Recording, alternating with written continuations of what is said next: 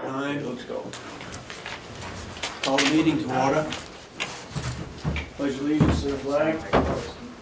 Pledge allegiance to the flag of the United States of America and to the republic for which it stands, one nation, under God, indivisible, with liberty and justice for all.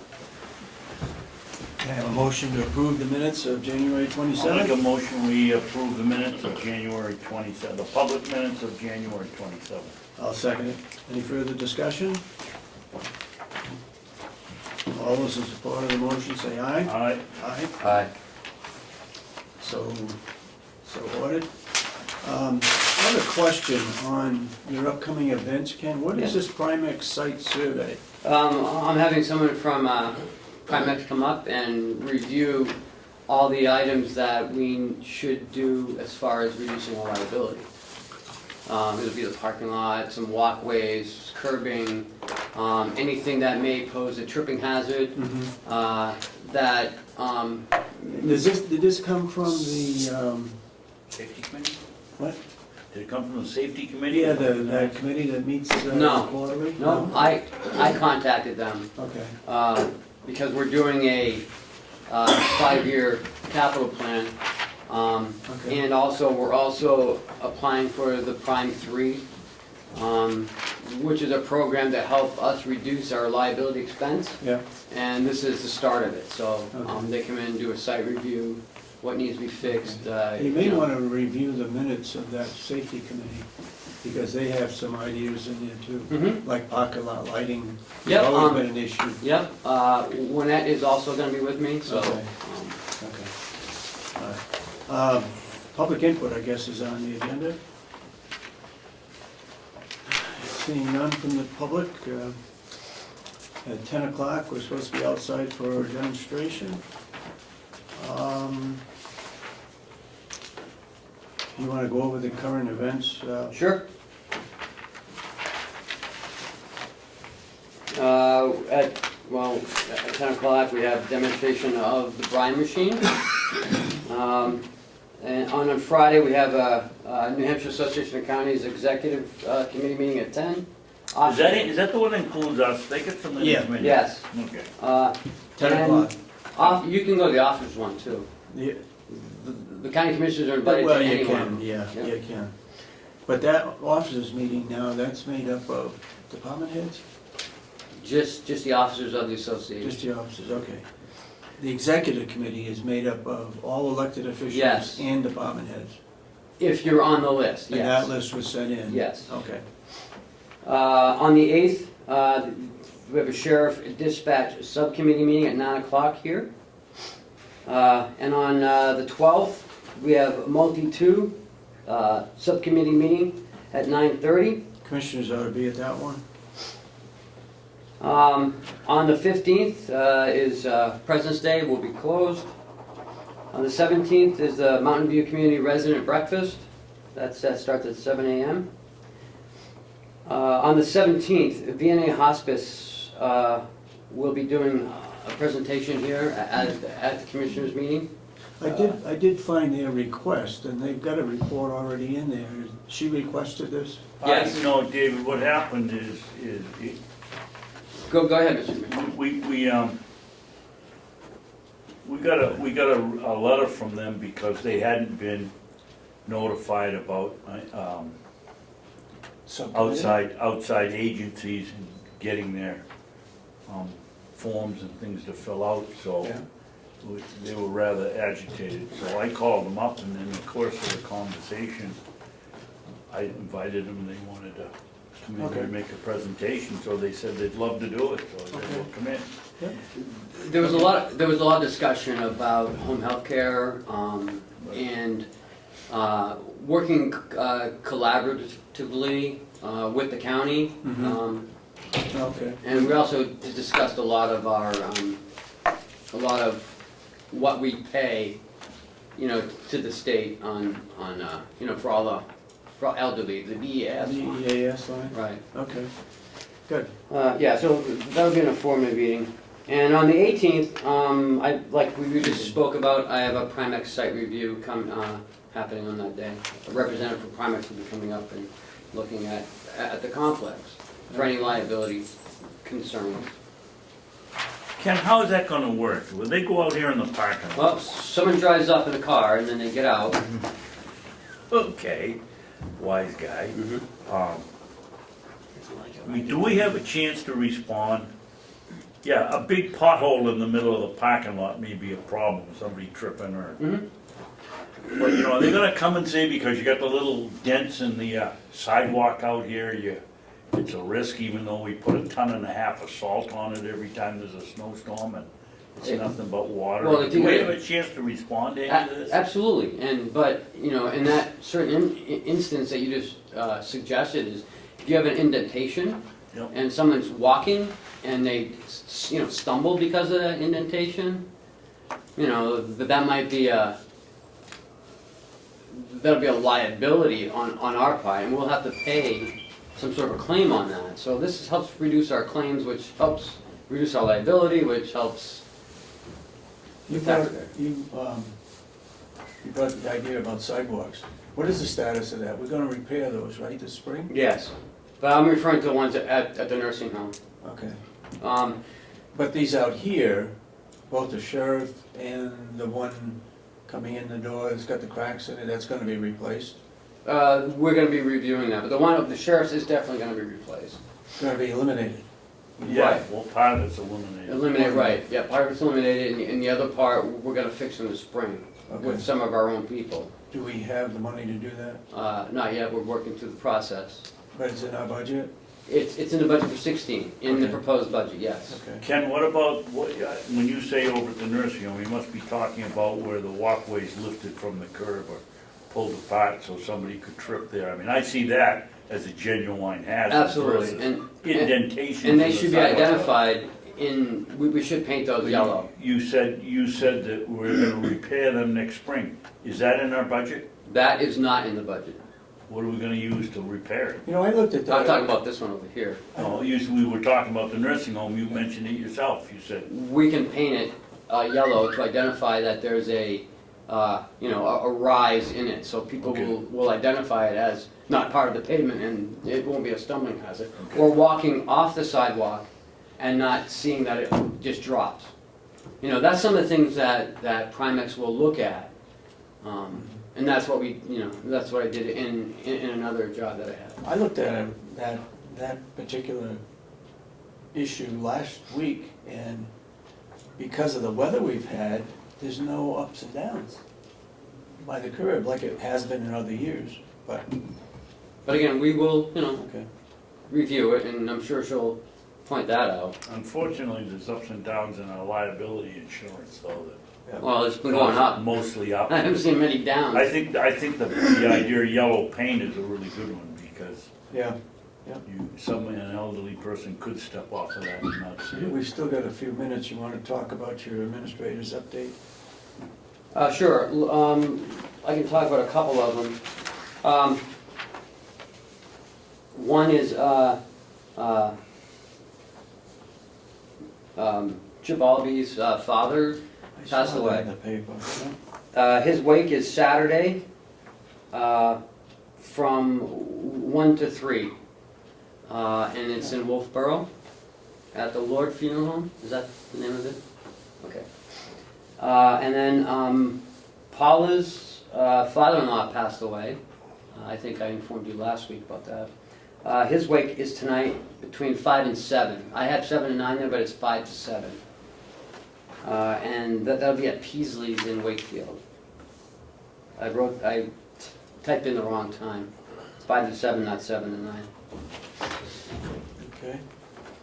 Okay. In your packet, towards the end, there's a state of New Hampshire, we had a PELRB. The union against the nursing home. The county wanted to implement a time change for a few staff members over there, and we reached a settlement with the union, so that we were able to change those times without any. Okay, I don't have that in my packet, but. That's it right there, Dave. Did You just Chris gave get into that? Yeah, he took his packet a little early before I put it in.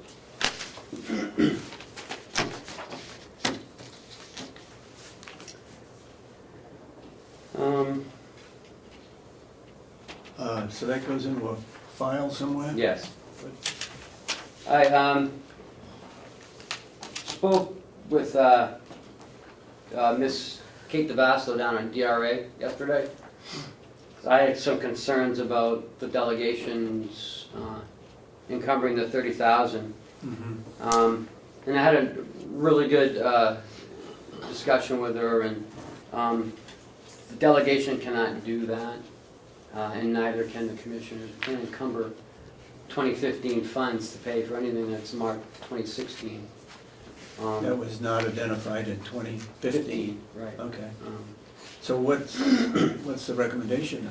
There's a couple of things we can do. One is, they can appropriate the money in a line item, 30,000 for jail programs. Two, they can take a surplus and apply it to that. Last, 2015 Yes. surplus? Yeah. Okay. But it's gotta be a vote, obviously. Yeah. Some part of the budget, you know, that reduced taxes, surplus to reduced Yeah. taxes line in the budget, they'd have to appropriate that. That's it. Yeah, and I think that was your suggestion.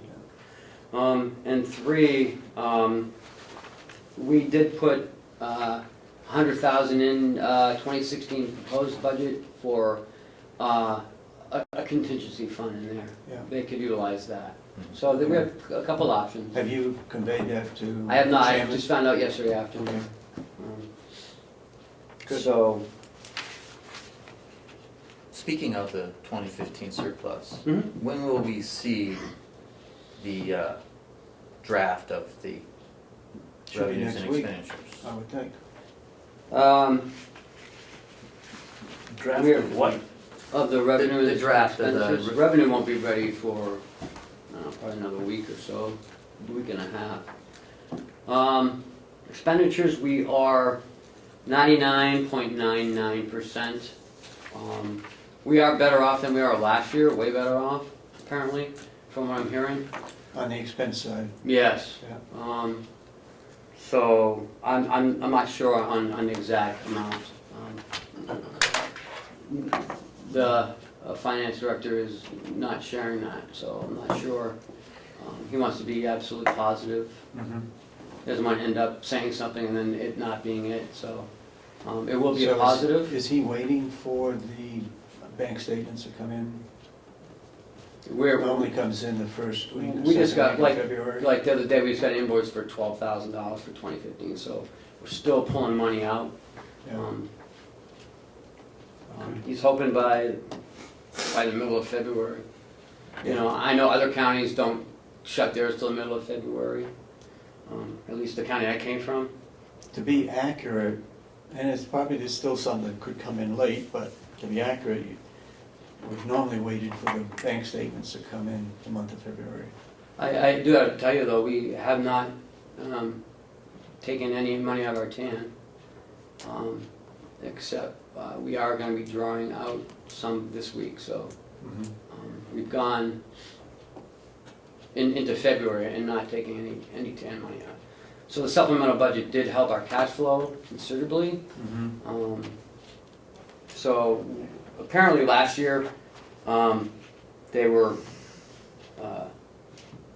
there was a, scrambling to get that TAN in. But this year, we're doing much better financially. Last year we had to pay for the year before, right? Yes. Yeah. I don't like to talk about rumors, I don't know Okay. for a fact, but that's what I heard. So, we are doing much better, which is a good sign, and it's only going up from here, so. All the forms are in on time, we were able to set the tax rate, things are going in the right direction. Good. So you said the revenues, when can we see some draft numbers? See the final, the second week in February. That's what he's saying. Yeah. Does he think the revenue's gonna go down?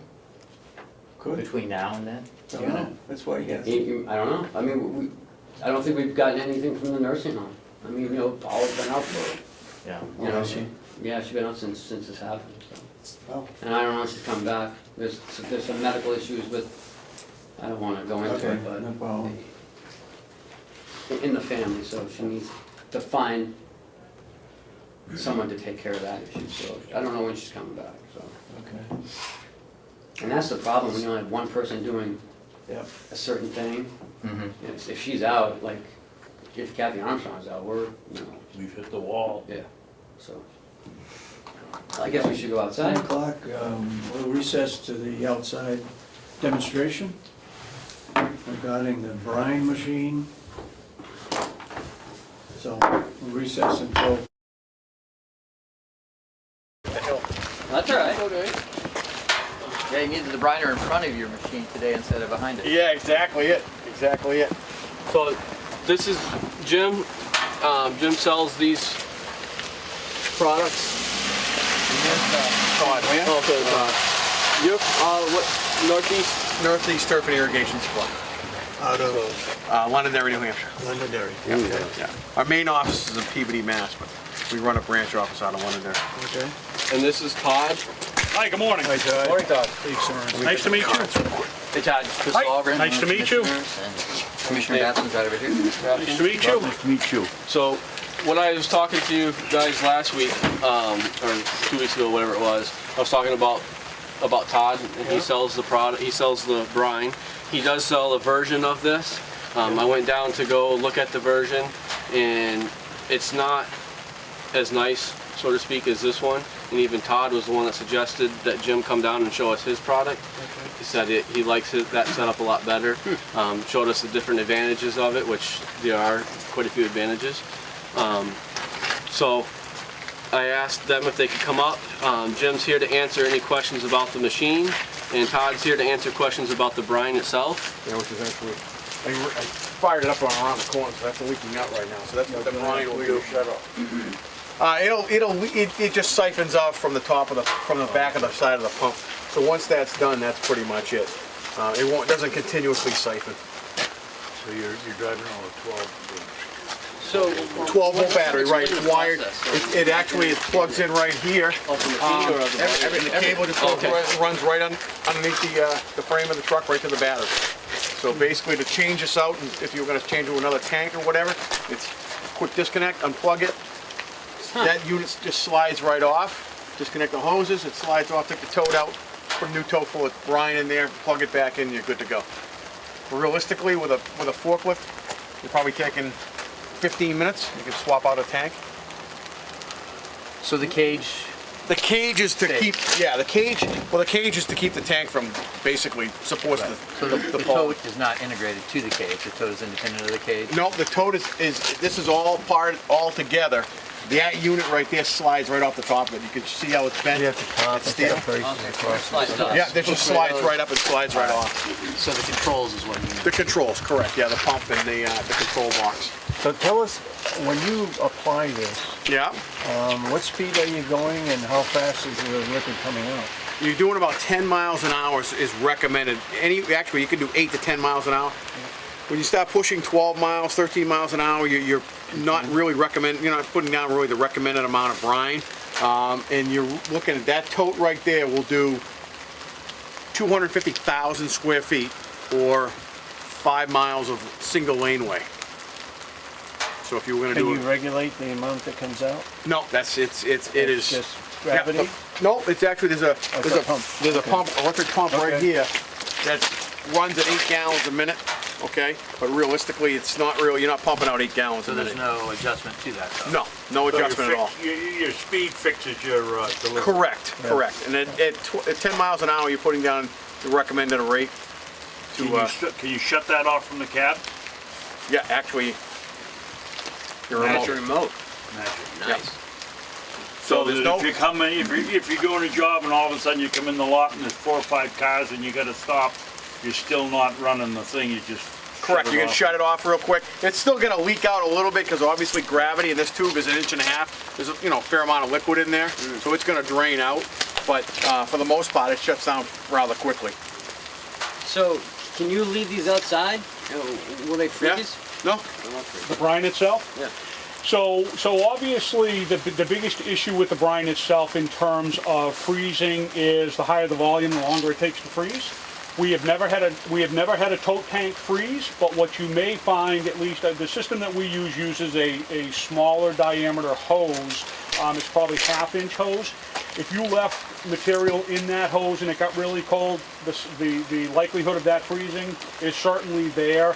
But as far as product and volume, no. Just remember that the key to salt brine, when you get down to a surface temperature about 15 degrees, now you're flirting on that freeze point issue. You get to 6 below zero, you'll probably start definitely having some issues there. Todd, what's your function? You're a mixer? Yeah. So we actually have. I opened the first salt brine facility that was open to the public. The state had them, towns had them. Nobody was servicing the market for contractors and that sort of thing. So we put in a production facility. So we actually manufacture our own product, and we do some other liquids. We do some stuff with calcium chloride as well. But primarily, we always have 10,000 gallons of bulk storage on hand, plus we have totes on hand that are filled all the time and always available. And what do we do to guarantee we get our same tote back? I would imagine we'd buy 3, Okay. keep 2 here, and Yeah, when we go back, so we don't want someone that's damaged. Yep, if you were gonna purchase from us, and I had talked to Will about it, I mean, we have the ability to deliver the product and just pump off into your tanks. Oh, Yeah, that's no problem. That's no problem. And what do? Do you have a supply or do you buy it from somebody else? I actually buy some from him, and we have our own supply, but it's in Peabody, Mass, so realistically, and we don't manufacture it, we actually buy it in from guys like Todd that manufacture it, built from so. Yeah, Can't siphon it. so Right. you demo this for us?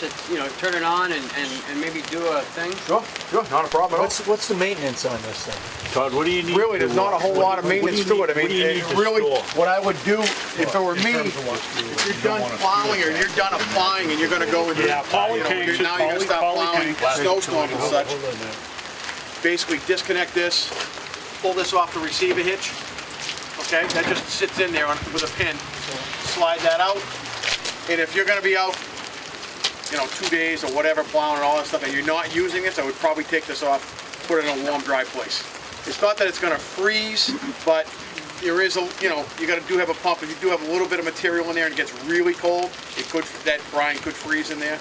So there's really not a whole lot of maintenance to it. There is a filter over here that will screen out whatever it might be in the tank as far as inert matter, rock, sand, gravel, whatever might be, dirt, whatever's in that tank that might even be in there, some sediment.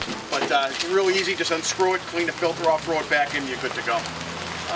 And you can use this for multiple purposes too. We have contractors that take this, they clean the tanks out in the springtime, they basically fill them with water and Miracle Grow. And their enhancement teams go out and do their annual watering, annuals, they do plant material watering on job sites, and it's just a quick turn on, turn off with the switch. And Jim, there is a 25-foot hose. Yes, there's a wand right here. This wand does come with it. It's a 25-foot lead, and what guys are doing with this is they'll spray down walkways, stairs, and the like. They do sell it with an adapter. You can put a garden hose on here. The Concord Hospital is using one of these, and what they're doing is with a 50-foot garden hose, he's walking along the truck as somebody's driving, and he's doing their walkways and their stairwells so that they can apply it all over the place. And he just felt that was a little too short, and the 50-foot garden hose worked a little better for him. But yeah, so you can apply stairs, whatever, loading docks, anything you can really think of. So let me, Okay. Poly is definitely the best way to go. You still do have a corrosion factor because it's salt. The difference is that if you're talking granular salt, Come in underneath that. I know you got a dome like that. but salt brine is only 23% salt, so that your corrosion factor is certainly less. But it's still there. So the reason that those are designed the way that they are, and our system is similar to his, the reason that it's created in line is that If you get to a point where temperature gets to the point that the brine itself may freeze, by having spaces in between where the brine is applied, vehicles can still get some traction if the if the brine froze. So you don't want to use a fan spray pattern. You always want to use that particular type of nozzle.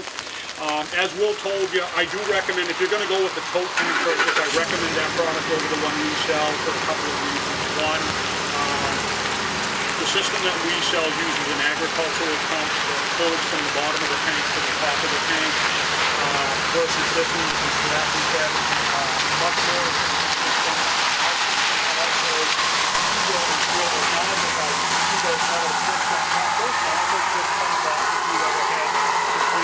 Our nozzles aren't so thick, they're cumbersome, there's a lot of work to clean the system.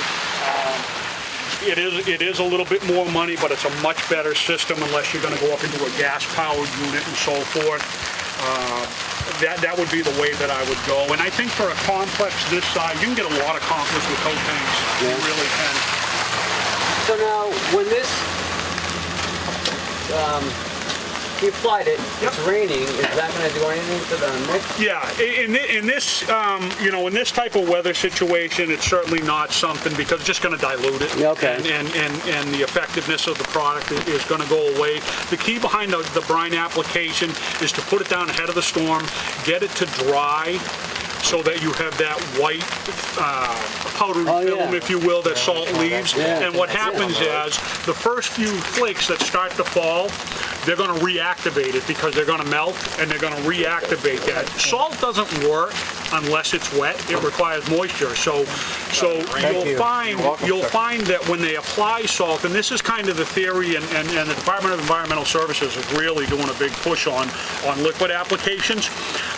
Salt needs moisture in order for it to work. So by getting this down, letting it dry, and then when the flakes start to fall, it kind of reactivates. And salt brine, in a lot of ways, acts like Pam does on a frying pan. It creates a barrier between the asphalt and the snow so that it won't bond. So if you make your application, even if cars are driving over this before the guys have an opportunity to plow, what you'll find is the hard pack comes up. You don't have that residual effect from hard snow being on the surface after the fact, because the brine has created that barrier so that no bonding takes place between the asphalt. Let's say it doesn't get down and it does get packed. Can you put the brine on? Will that do anything? You can use the brine to some extent for anti-icing purposes. Not what it was preliminary designed for. It will do some melting, and it will actually, if you're only expecting a light amount of snow, brine does have the ability to actually burn the snow off, so as it falls, it may not even develop, because the salt will continue to melt it. Eventually, like everything else, if enough snow falls, it's going to cover it, and as it melts, at some point, it's going to reach its saturation point, and it's just going to dilute it, and it's going to lose its effect. What's the pollution effect? So salt brine itself is only 23.3% salt versus granular salt, which is, depending on the type of salt, is virtually 100%. Much lower rate. There are, like I said, if you look at DES's website and you talk to the watershed people, 46 contaminated watersheds in the state of New Hampshire right now by chloride. That's why the big push, because you are in effect reducing chloride content by 75%. Now, it's not meant to eliminate granular salt, and don't be misconceived by that notion. You can put less salt down. So brine itself has two applications. The first being anti-icing. You put it down ahead of time. It causes that barrier between the asphalt and the snow. But also in the pre-wetting environment, you can actually take this tote as well, use that hand sprayer, spray your salt before they apply it. So they load up the truck or they put it in the bucket, they spray that down. What happens is, again, we get that issue where salt requires moisture. So you're adding your moisture, but you're also adding salt. So you're adding moisture to the salt. It's going to immediately work when it hits the ground, but it also adds some weight to the salt. The state estimates that 40% of all salt that's put on the roadways ends up in the gutter because it bounces off. Yeah. By wetting it ahead of time, you eliminate some of that bounce and scatter, and you can now apply less salt because more of it's staying where you need to apply it. Now, a couple things about brine itself. We make our brines solely with solar salt. Difference between solar salt and mine salt. Mine salt is just that, comes from a mine, there's a lot of inert material in it, dirt, rock, that sort of thing. Solar salt is made from seawater. What they do is they flood fields, they let it dry, they grind it all up. It's 99.6% pure, so that you don't have those issues with inert material that can clog the lines, clog the nozzles, that sort of thing. It's a much better salt for the brine application. What's the estimated useful life of the pump? We've been using those marine grade pumps probably for 25, 30 years on pumps. Basically, that's like a bilge pump. It's designed to pump water. Average life, realistically, could be 5 years, could be 10 years, could be 1 year. Depends on, how much you're using it. Warranty issue. They could build that pump. I could sell you that pump, and that could last 20 years. I could take a brand new one out of a box, and there might be something wrong with it, not knowing. So, in reality, I would say you're looking at 10, 15 years out of that pump. And what I would do is when you're done, you flush it out with a little bit of fresh water. I was going to say, is there some sort of maintenance that is easily done on site to help keep the corrosion of the... There's a lot of products out there, and I know we use them in our pumps, and that's a marine grade pump. You could certainly use it, but there are products out there for saltwater outboard motors that you can rinse things down. You can run them through the motors to get that stuff out before you put them away. You can certainly run that through any of those pumps. What other agricultural purposes can you use that for? You mentioned agriculture earlier. Jim mentioned agricultural purposes for the unit itself, not the brine. Okay, yes. Yeah, basically, if you guys are doing some plantings around and you don't have enough long garden hose or whatever, and to get to whatever you're doing, you can put fresh water in that tank. They have tank cleaning. You clean them out, get the salt residue out of it. Yeah. And now you just got fresh water, and you can pump fresh water with that thing all day long if you like. So it allows you to do a couple other things with it other than just put down brine. We use the system that we have at our facility as a dust control unit in the summertime. We switch out the nozzles and put fan nozzles on it, and then we run that thing to keep the dust down. And do you use what solution do you use? We use strictly water for that. You can use water, and you can mix calcium chloride, and the calcium chloride will actually bind to the dirt. Calcium chloride earlier. That's what I was thinking. Yep. How do towns now put it on their dirt roads? The brine? No, to keep the dust down. A lot of them on dirt road applications are using calcium chloride because it has the ability. But how are they applying it, I The guess? same thing. They're using Same those thing? basically the same type of sprayer. Yeah. Todd, you got fast on, fast off nozzles. Are there different types of nozzles for this? Yeah, they don't recommend a fan nozzle if you're going to be applying brine down. No, but if you want to switch out and do a garden or a lawn or put a fan spray on, those are easy on, easy off. Yeah, Do they have another set of nozzles that they sell that go on it for different applications? you could buy the nozzles. Yeah, those small stainless steel nozzles. They're T-jet nozzles. You can get them right online if you want and buy them that way. But they're sure. It's easy to clean. They pop right off. They're designed to come off real easy. Oh, wow. Yeah. So if there's a pop right off. So they have from the factory ones with the fans just like that with the harness. no, they don't. Disconnect? No, you buy the stainless steel nozzle on the bottom. You thread a new one in. Gotcha. Okay. I would imagine if you, I don't know who makes those. That's a T-jet. That's a pretty T-jet nozzles. They're pretty well I would known think in you the could industry. find that quick disconnect somewhere and just make I would make a separate set of nozzles, Yeah. How much is that tote weigh filled? About 2,000 pounds. Just over 2,000 pounds. So it's a ton, so you Yeah. need a So you ton need a truck to deliver it? 250 at least, heavy duty? Yeah, 250 that's a heavy duty, 2500 HD. Yeah, and that's got a 6,000 pound rear end in it. I can put a full. Yeah. 1 ton pickup. right? You got a 350? Yeah. So, but you mentioned that for the wet application, I think I was following that, you still need salt. So to get ahead of the storm, we're brining. Yep. But during the storm Yep. is when you would put the salt. So is that's that when what you you're would pre-wet it. So these guys could conceivably take that truck or whatever the tote is in, drive it over to where you guys pull your salt from, pre-wet that salt as they're putting it into the truck, as long as it's not going to sit, because it will freeze if the temperature drops low enough. Pre-wet that salt. Now you have the ability to cut back You have the ability to cut back on your application rate because you're not losing as much to bounce and scatter, but also because it's being activated by that moisture. So to give you a scenario, Commissioner, I'd put this in our 1-ton truck that That's right. doesn't have anything in the back. We'd Okay. still keep our sander in the back of our other truck. Okay. We would use this pre-wet the storms. I would take this out with the forklift real quick so it's not bouncing around while I'm trying to plow around here. That's why we wanted a unit that could come in and out really easy. Okay, and then if we decided we wanted to wet the salt like Todd's talking about, when we have it in the bucket of the tractor before we dump it in, we would just wet it down, dump it into the salt spreader, and our sander and go around and do it if we wanted to do that application. And But you're it- not- So we don't have vehicle issues. We don't, like, we have enough trucks that have Right. enough payload Correct. to make it If we had all work. if we had a permanent big unit, which they sell as big units, then I would have a problem because I need to keep one truck that we at least have a pickup throughout the winter time. With this unit, that solves that problem because I can just take the tractor, pull it out, set it in the shop, bam, we got a pickup for the rest of it until we throw it have all back in. Lifting Right. equipment, we need to Correct. easily. But we don't Say have easily storage do for it. salt, do we? Regular rock salt, no, that's another issue that Ken and I have been talking about that we'll work on in the future. But right now, this is this part that we're talking about. But you mentioned, because in our minds as commissioners, we were thinking about exchanging totes, but you actually come, like the oil truck, and deliver We the brine could, with yeah, the tank. and we also, we do a lot of tote sales. So what we do is we actually have probably 40 totes in stock.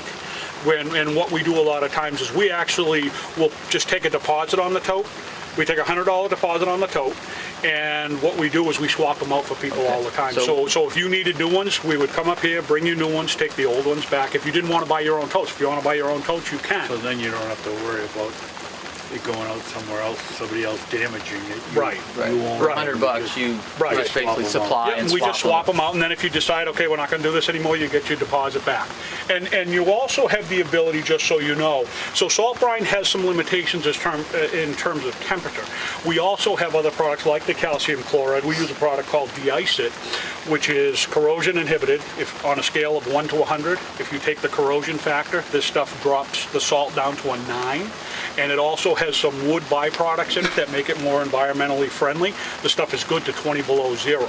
So it gets a little colder up here than it does down where we are. So if you had those applications where it's too cold for salt brine, there are other products out there that these units will still spray that drops that surface temperature rating way down. You can also treat the salt with it. We sell a lot of treated salt. We spray the salt, mix it up, and what that does is it gives you a little bit of a more friendly de-icing product, but it also has lower working temperatures when it's super cold. What's your delivery charge? So you'd be looking at, if you guys took 1,100 gallons, which is basically 4 totes, you'd be looking at 50 cents a gallon. The salt brine itself is 36 cents a gallon. 14 cents would be, at 1,100 gallons, we could do it for 50 cents a gallon. To include the delivery charge.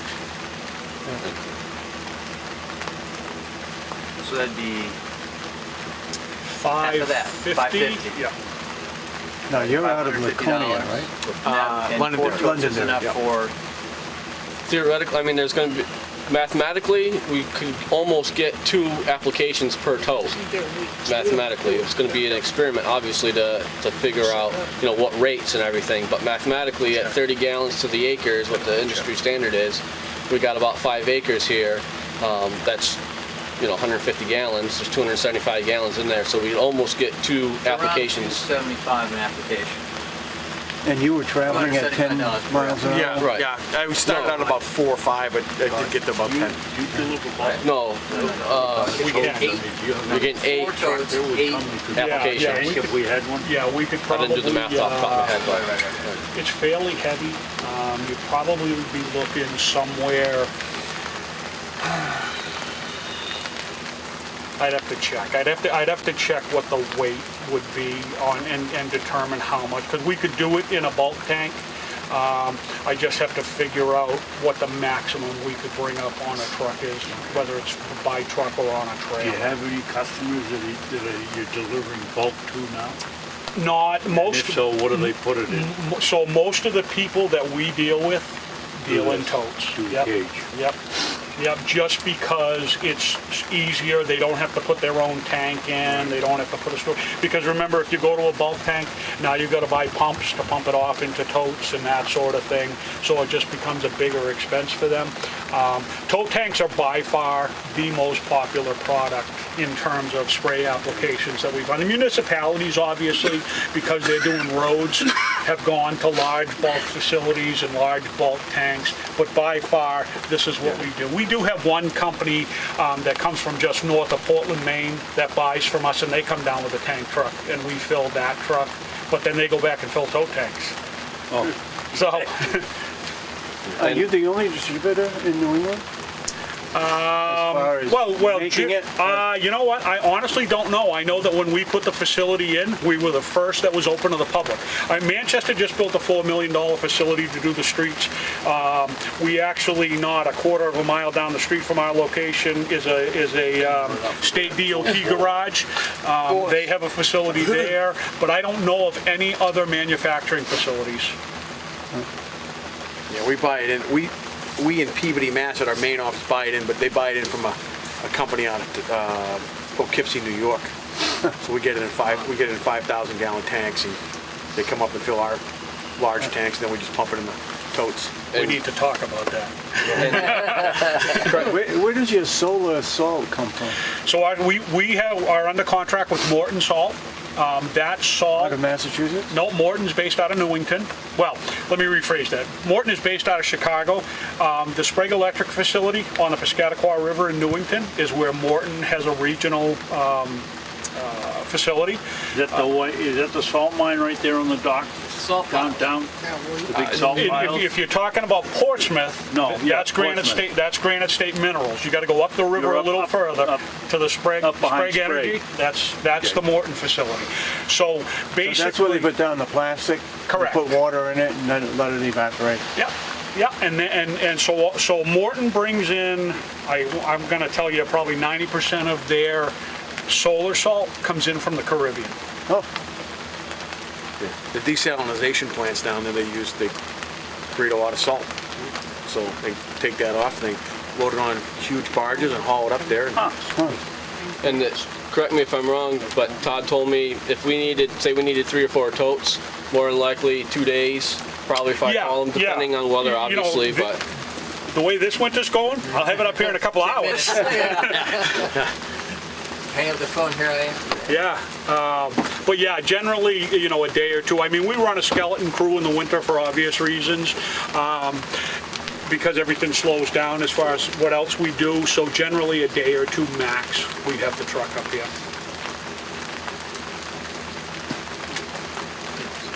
are there any other questions anybody has? I think it's a great setup.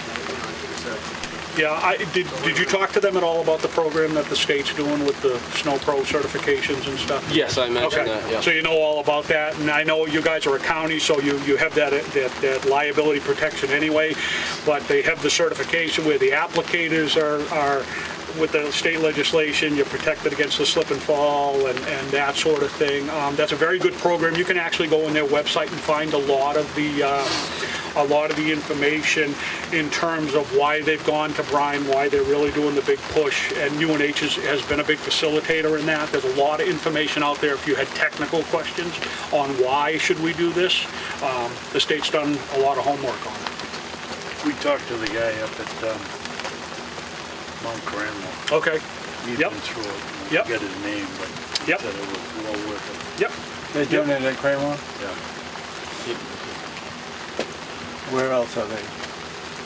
Do you know where else it's being done in Carroll County? No, I say the gentleman that's in charge of their laying out the brine up there went to the certification Oh, course okay. at the state ES. They actually publish a list. You can go on the state's website and there's a list of certified applicators, and I think it'll tell you who's using what. So you could probably go on there by town in Carroll County and figure out who's doing it and where they're doing it.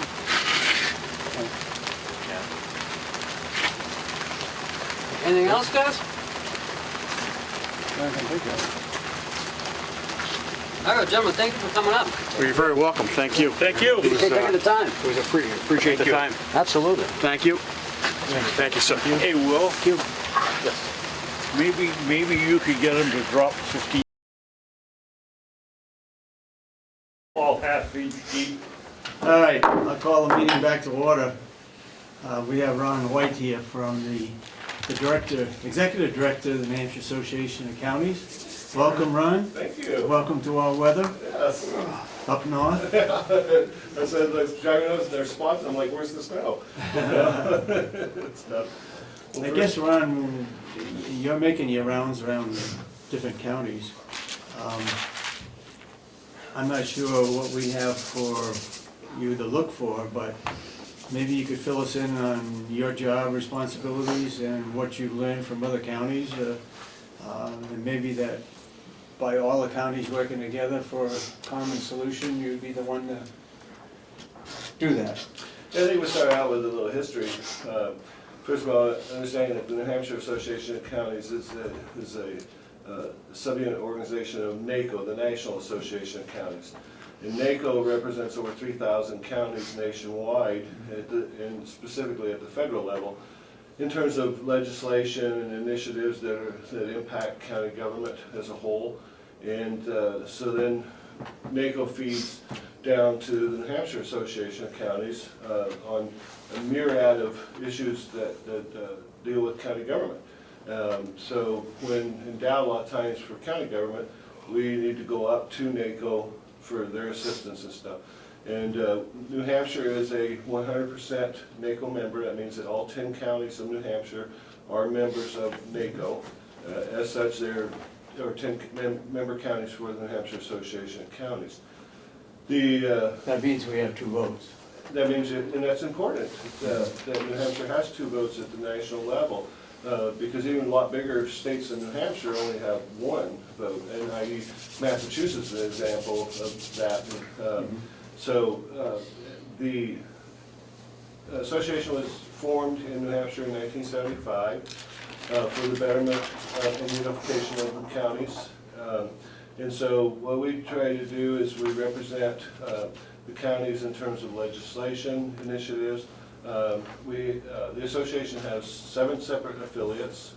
We have the executive committee of the New Hampshire Association of Counties that is made up of members appointed by the respective county commissioners. And there's 30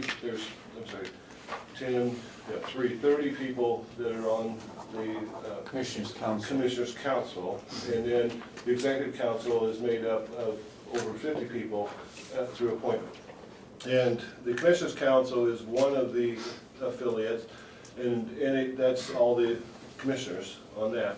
You have the nursing home affiliate, you have the register of deeds affiliate, you have corrections affiliate, which includes the certification board. By statute, the New Hampshire Association of Counties is the certifying authority for all correctional officers in the state of New Hampshire for county correctional officers. You also have there's a human resources and a human services affiliate, as well as an IT affiliate for the association. Then within that respect, there's various committees that come into play for the association as well. One of them being the legislative committee. And what happens is each of those committees has a chair, and then there's members of the respective counties that sit on those committees. What the association did for many years, we had Betsy Miller was the executive director for the association, who passed away, but her primary function and role was the legislative piece. So the officers of the association decided that it would be in the best interest of the counties to go a separate direction when I come on board. And so what they did is they contracted out the legislative initiative to the DuPont Group, and then they did a contract with Helms and Company in regards to all Medicaid, Medicare initiatives that really play a central role to our nursing home operations, but also equally impact other parts of county government, i.e. corrections with Medicaid expansion, which is a big piece of it. And Then what they wanted is to get the executive director back to member services. They want the executive director, me, to get out, engage with the counties, find out what the issues and concerns are, right, from the respective members at all levels. And so as to that end, I sent out in December a letter to the commissioners saying that I would like to come out and visit each of the counties, and I would leave it up to the commissioners as to who I visit with, when I visit, and then I would be more than willing to come at various times, not just a one-shot thing. If there's special events going on in your county, you know, I would love to be a part of that, and then, so that we can try to bring things to a different level. Some of the issues and concerns that we heard from the membership base, and just to clarify, not this year's past conference, but the previous year's conference, we actually did a brainstorming session, and we had Primex, who's our risk manager for the bulk of our counties, facilitate that brainstorming session. And as a result of that brainstorming session, that's where a lot of this come from, was the issues and concerns identified by the members as to where they'd like to see the association go. And I think that was a really good process, because it brought a lot of things to the attention, I think, of the officers and the association as to what needs to change. One of the biggest things that we hear constantly is the communication process. You know, and how a lot of times the counties kind of feel independently left out. They're not as well versed in everything that's going on. So that's a goal for myself and the organization to say, you know, how can we improve the communication processes? The other one is use of technology is a huge one. And the reason for that is because a lot of times what happens is we'll have a meeting, but the meeting is Concord, and so people have to drive from the respective counties to get to Concord.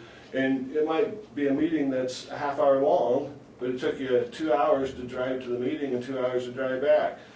Is there a means to improve that, to make that easier? Well, you know, most of us can Skype or have FaceTime today, so why don't we pick up on that?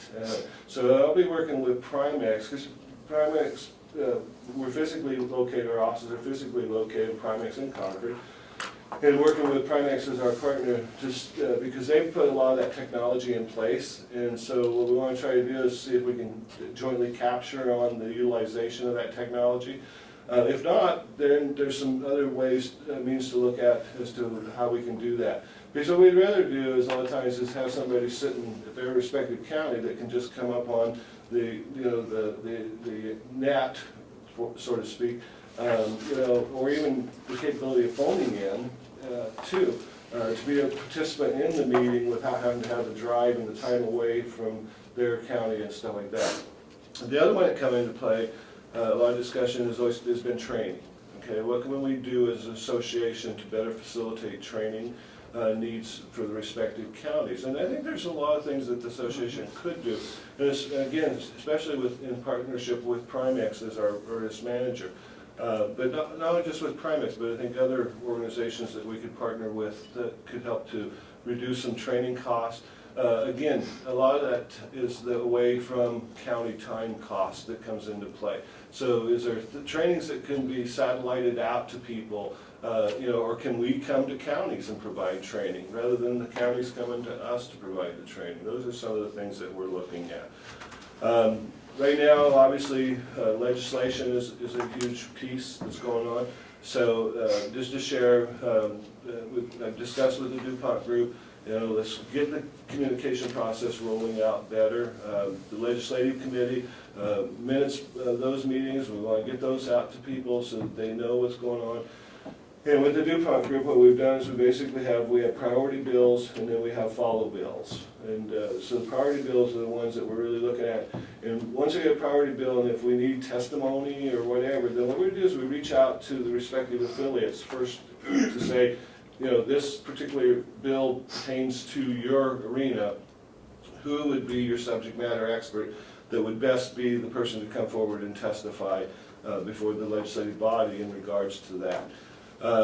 Then we have follow bills that are not necessarily of high priority, but they're bills that we really need to probably just kind of keep an eye on, and so we've asked the DuPont group to do that as well. As far as the Medicaid, Medicare initiative and stuff, working with the Helms, the nursing home affiliate has constantly been connected to Roland Lammy from the Helms Company, and they've met several different times in that, so that we can stay on top of that. I just did a letter to the Speaker of the House yesterday through the DuPont Group in regards to the Medicaid expansion and the impact that it's had just on corrections and the dollars it has saved some of the counties. I didn't get a report from all the counties, but some of the counties it has had a significant impact in terms of saving county dollars for medical costs related to inmates.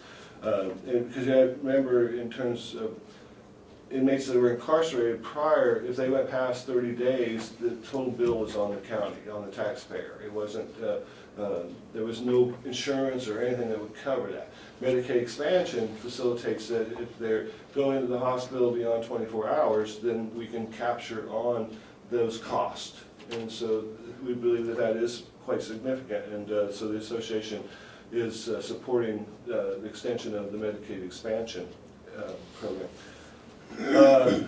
The Corrections Academy has been another really hot topic for the association. There's a lot of different feelings out there with the counties in regards to having the New Hampshire Association of Counties Corrections Academy. Presently, Hillsborough County has for many years had the authority of the association to operate their own academy. So there were some other counties that had some level of interest in doing that as well. Right now, the only one that is authorized is Hillsborough County, and there's an ongoing dialogue in regards to some of the other counties as to what direction we want to go. We did find a permanent home for the Corrections Academy. It's located at the Merrimack County Boston complex in the old nursing home on the 5th floor, and there is an academy in process. The 101st started on Monday. It facilitates having the recruits actually be able to stay there if they want to stay there.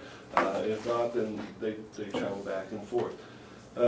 We are in the process of in March, we'll be spending a day reviewing the corrections bylaws for the Corrections Academy and the certification board and stuff.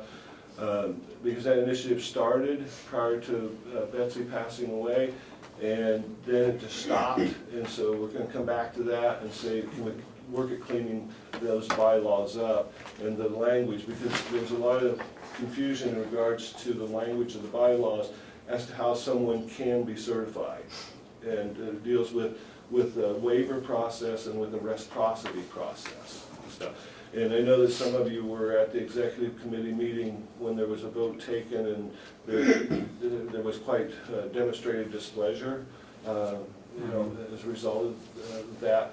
But I think the association really feels strongly that we need to try to stay inclusive of running our own academy, because it might be nice if one county says, well, we can do it, right? And if they do it under the complete auspice of what the statutes and the bylaws and stuff of the association require, then maybe that's okay. If they feel that they can fund it, they can have certified trainers and everything else. Problem is not all counties can do that. They can't fiscally do that. Okay, so that's where the association has to come into play to say we can facilitate this, and we will facilitate it. As a whole for all the counties that cannot run their own academy processes.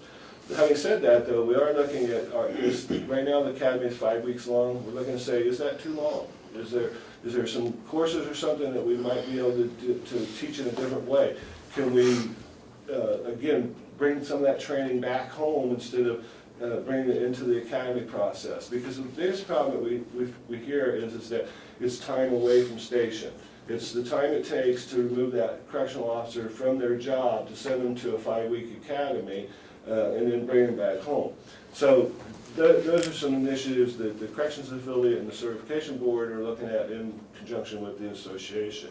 I think that a couple other things that have been some issues and concerns is the ability to reach someone at the association. Has come up in several different discussions. There's two people, myself and Peggy Danis. Peggy is the administrative director. There's one phone line into the office. When we're not in the office, and there's many times that we are not in the office because we're doing something different.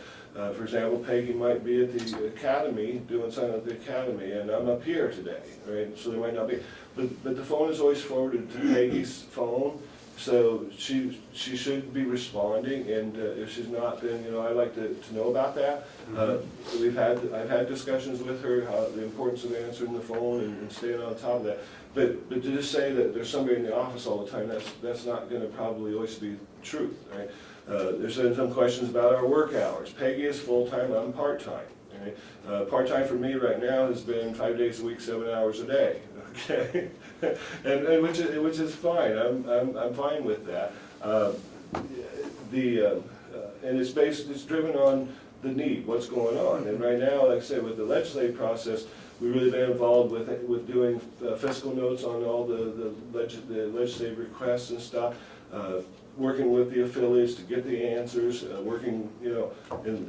so that has taken up a lot of the time, but also equally, we're in the process of setting up for, our next annual conference. That doesn't really stop in the process, it continues. As soon as you're done with the last one, you're starting on the next one. And Rockingham County will be the host county for the conference, next conference. We're looking at September dates, and they're looking at the Sheridan in Portsmouth. And I know that the commissioners, and I respect and applaud the letter that you sent in, saying that, we need to be reasonable at looking at our venues for our conference and stuff. And I think that Rockingham County is doing that with the Sheridan. I think that we're going to get a pretty good deal with them.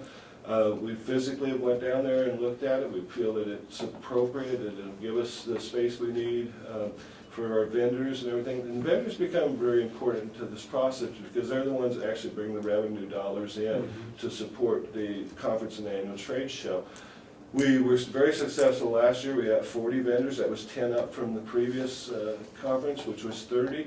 Our goal this year is to get 50 vendors, and we can believe that we can easily get 50 vendors in to the Portsmouth, the Harborside, and Sheridan Harborside in Portsmouth. So we're working right now with the Rockingham County contingents to put this all together. So that takes us out of the office at times as well and stuff. So yeah. I know I've talked quite a little bit. I'm also very open to questions. The other thing I would point out is I sent 2 letters out in early December.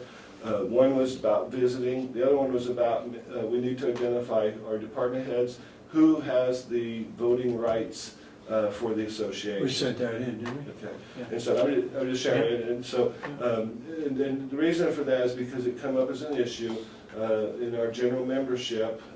Who is the general membership? Who has the right to vote for the association? And we weren't doing a really good job per se of following all of our bylaws. And so we need to checks and balances, and we need to follow our own rules and stuff. And so that's one of the things I'm really watching closely. Meeting minutes was another issue and concern, is that there was some meeting minutes missing or weren't taken or whatever. And so that the goal there is that should never happen. Those minutes should be done, and they should be put out in a timely fashion. So those are some of the issues that we're dealing with, but I believe that all of them are first. Go first. So please. I got several questions. Okay. One that you didn't speak about is that the New Hampshire Association of Counties started or initiated a pool for electrical costs for each county. I hope more of that could be done where we can pull things and get a cheaper rate, maybe insurance, for example, with Primex. I don't know when that comes up. But that is actually coming up, and the reason that it's coming up is because we were under property liability trust, and they lost their authority to insure. So we have got to, before ours ends in June of 2016, so we will be going out for bids in regards to that. And I think that's a piece of the dialogue that needs to happen there. We are also are working with the electricity pool, and I've just got some communications. Still with Constellation? Pardon? Still with Constellation? I think that sounds right. Or U-Source? It's No, actually, it's U-Source, I'm sorry. It's actually U-Source. It's U-Source, Yep, yes, it's it U-Source. is U-Source, yes. And so I've just got some communication with them that I've got to get back and start dialoguing with them in regards to that. But I think that's a very good point. National bill for inmate health coverage. Do you know what the status is of that? No, I don't know what the status is. I know that there is it's something that's really been pushed hard by counties throughout the United States. NACO has pushed it. Right, yeah. to say, you know, we've got to do something to alter. And what it is, everything we've got from the federal level to the state level is basically finger pointing, okay? The feds say it's the state doing it, the state says it's the feds doing it. And when I say doing it, what I'm talking about is this thing that they have no insurance or anything after 30 days of incarceration. Yep. And the only thing we can find from the state level is that there's an administrative rule to that effect. On the federal level, you can't find anything that technically says that's correct. I thought New Hampshire delegation sponsored a bill at the federal level to include health insurance for inmates so that would reduce the taxpayers' cost for medication. Well, there's a couple things that are going on there. Medicaid expansion does some of that, right? But the one that we're really pushing for is to do away with that 30-day clause, okay? That they lose all rights of, and when we're talking about insurances, we're talking about their personal insurance, but we're also talking about veterans' benefits that expire. They expire also. Social Security expires. And you can get some veterans' benefits with an incarcerated offender, but you really have to push it. You have to push it hard. Because what happens is that as soon as someone gets incarcerated, most people, it's like outside, out of mind. You know, it's now not our issue, let it be the authority that's incarcerating them issue. So I know that we have Commissioner McGlaris and Commissioner Brady are going down, and Commissioner Holden and Commissioner Pappas are going to DC on the 20th of February for the legislative conference. I know that that's one of the things that's on their priority structure to is address what's going on with that legislation. Okay. You mentioned our letter. You know, the cheapest meeting the New Hampshire Association of Counties ever had, annual meeting, was right here in North Conway. You're talking about for the conference? For the conference, right. When we did the Settlers Green. Yes. Correct. That was the cheapest meeting, just keep that in mind. And I liked that venue personally, so I really did enjoy it. Why don't we have our office at the Merrimack County where the corrections certification training is taking place, instead of being in Concord at Primex? I think that historically what I've been told with, this was all based on a relationship with Primex as the risk manager for the majority of our counties. And so there was never a cost to the association for the offices to be a part of Primex. Right? This 2016 budget is going to be the first time there's going to be a related cost. And it's a minimal cost, but there is going to be a rent to Primex for the cost. The other piece of that is some of the partnerships that we got with Primex in terms of like training space, meeting space. That's why it was really important. Now, there has been discussion of having a sub-office at the Boston complex, okay? It's kind of been a little tug of war right now. Is there space available? There is space there. I mean, literally, we have the whole 5th floor of that building. And also, you know, it's easier to get to Primex than it is to up to Boston. It's an extra probably 12 miles from the 93, Yeah. you know, 391 up to Boston than it is to Primex. For us anyways, and for counties Right. coming from this way, Right. South Cheshire, Rockingham, Cheshire, so it's all Hillsborough. It's closer to what Primex. But there has been discussion about it. You mentioned human services. We don't have a human service department here any longer. Only two counties do. There's only actually, right, there's two So counties that do. what role do they play? That was one of the questions. Why haven't? You know, I think that their scope of their services has actually really diminished Yeah. over the years. That's why we eliminated. And that's why so many of them are going away. I think right now, they're down to one human services person. See, Hillsborough lost theirs, just lost theirs. And that was the second, and now I think they're down to one. I think it's Coas or Grafton or one of them. I think it's Grafton. That has a human Yes, services. yes. So do they still have an affiliate meeting? They technically have an affiliate, but Yeah. it's a one-person meeting if they're having it, so. Yeah. So, I don't have a good answer for that question. Okay. The billings, the checks that we get back from the state tend to be always late Okay. regarding nursing home reimbursement. You find that in other counties? I think that I've heard that. It's not something where I have a lot of, have yet had a lot of input with that, but I definitely have heard that to be true. Yep. Well, it's true here. It was. Yeah. I do know that there's always ongoing dialogue and discussion with the Commissioner of Health and Human Services, and with us getting a new Commissioner for Health and Human Services. There's been what appears to be some pretty good positive interaction with him in terms of what goes on with the county in regards to the nursing homes as well as the assisted living facilities and stuff. So I think that it's something that's, I would say, is definitely on the radar of the nursing home affiliate, that they don't forget that there needs to be timely payments and that, and the impact that it has on the counties when there's not. Yeah.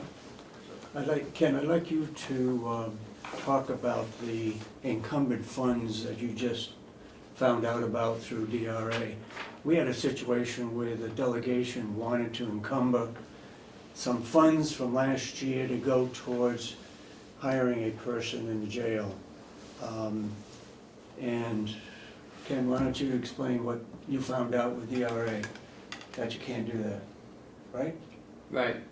I guess what I'm gonna do, I'm sharing something that you may want to look at in other counties, and what we found out. Just that you can't encumber funds the year prior to what you want to spend it on. So you can't Carry over. right 2015 into anything into 2016 that wasn't identified in 2015. Okay, I got that. That makes sense to me, yeah. Okay, Commissioner Babson, Done? I know you're really jumping at your seat. Well, I've got at least three questions. Did you testify on the purchasing bill last week? I did not personally testify, I was there. You're talking about the line item authority? Yes. The one we had talked about? Yes. No, Commissioner McGlaris testified? Not line item, but that Right. it had to include services and. Right, the expenditure and how much and Yep. everything. Ken testified and Commissioner McGlaris testified. Jim Monahan, Kate, and myself were all present at the hearing though. Okay. Did you, by any chance, do you recall any testimony that we'd gone out and given a single source purchase order to somebody and hadn't put it in the minutes?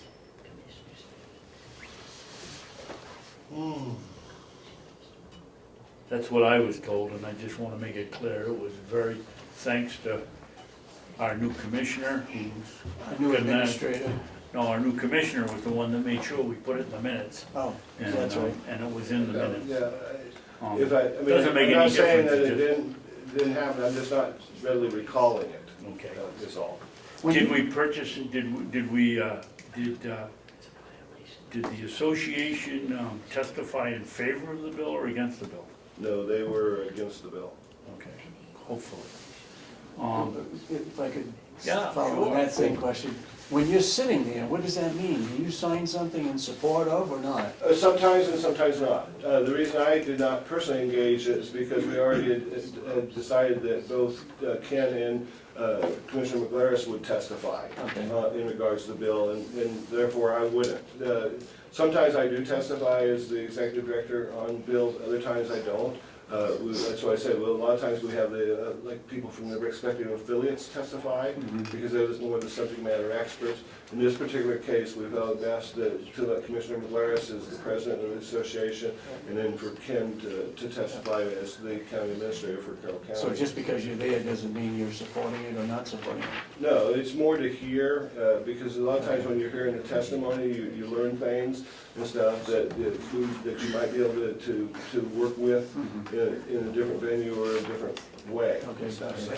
I just, Um, to that point though. You want the same point? Yeah, on the very same point. Just to interject there, I mean, there is a list when you go to the hearings where you sign in and you just sign in whether you're for or against the bill. That's what I thought. or whether you're gonna speak or not. But, you know, and whether you wish to speak. So, Right. I mean, the answer that you were giving us didn't seem to be exactly in line with, I think, what the question was. You can sign in and then you either put you're for, against, Right. and if you wish to speak. Right, So- but I did neither in this particular case, because again, the reason was because we'd already talked, and we was gonna have Commissioner McGlaris testify, and Ken was gonna actually testify, so they filled the pink cards out. We were talking about the green sheet or blue Yes. sheet or whatever. Normally I don't sign those in regards to a bill. Normally I'm gonna be testifying, so I don't sign the other sheets and stuff. And again, we get some input from Jim Monahan in regards to this as well, as to when we should or shouldn't and why we should or shouldn't. And in this particular case, like I said, the main agreement was that they would be testifying, so I would just stay completely out of it. But other than just to be here and hear it. Go ahead, finish your question. My next Sorry. question is, we have received some pushback from at least one member of our delegation that we're using tax dollars to lobby the legislature. Frankly, I don't see anything wrong with it, everybody else is lobbying them. Do you find that true in any other county? No, I think it would, if you, I mean, a broad scope, that would apply to every county.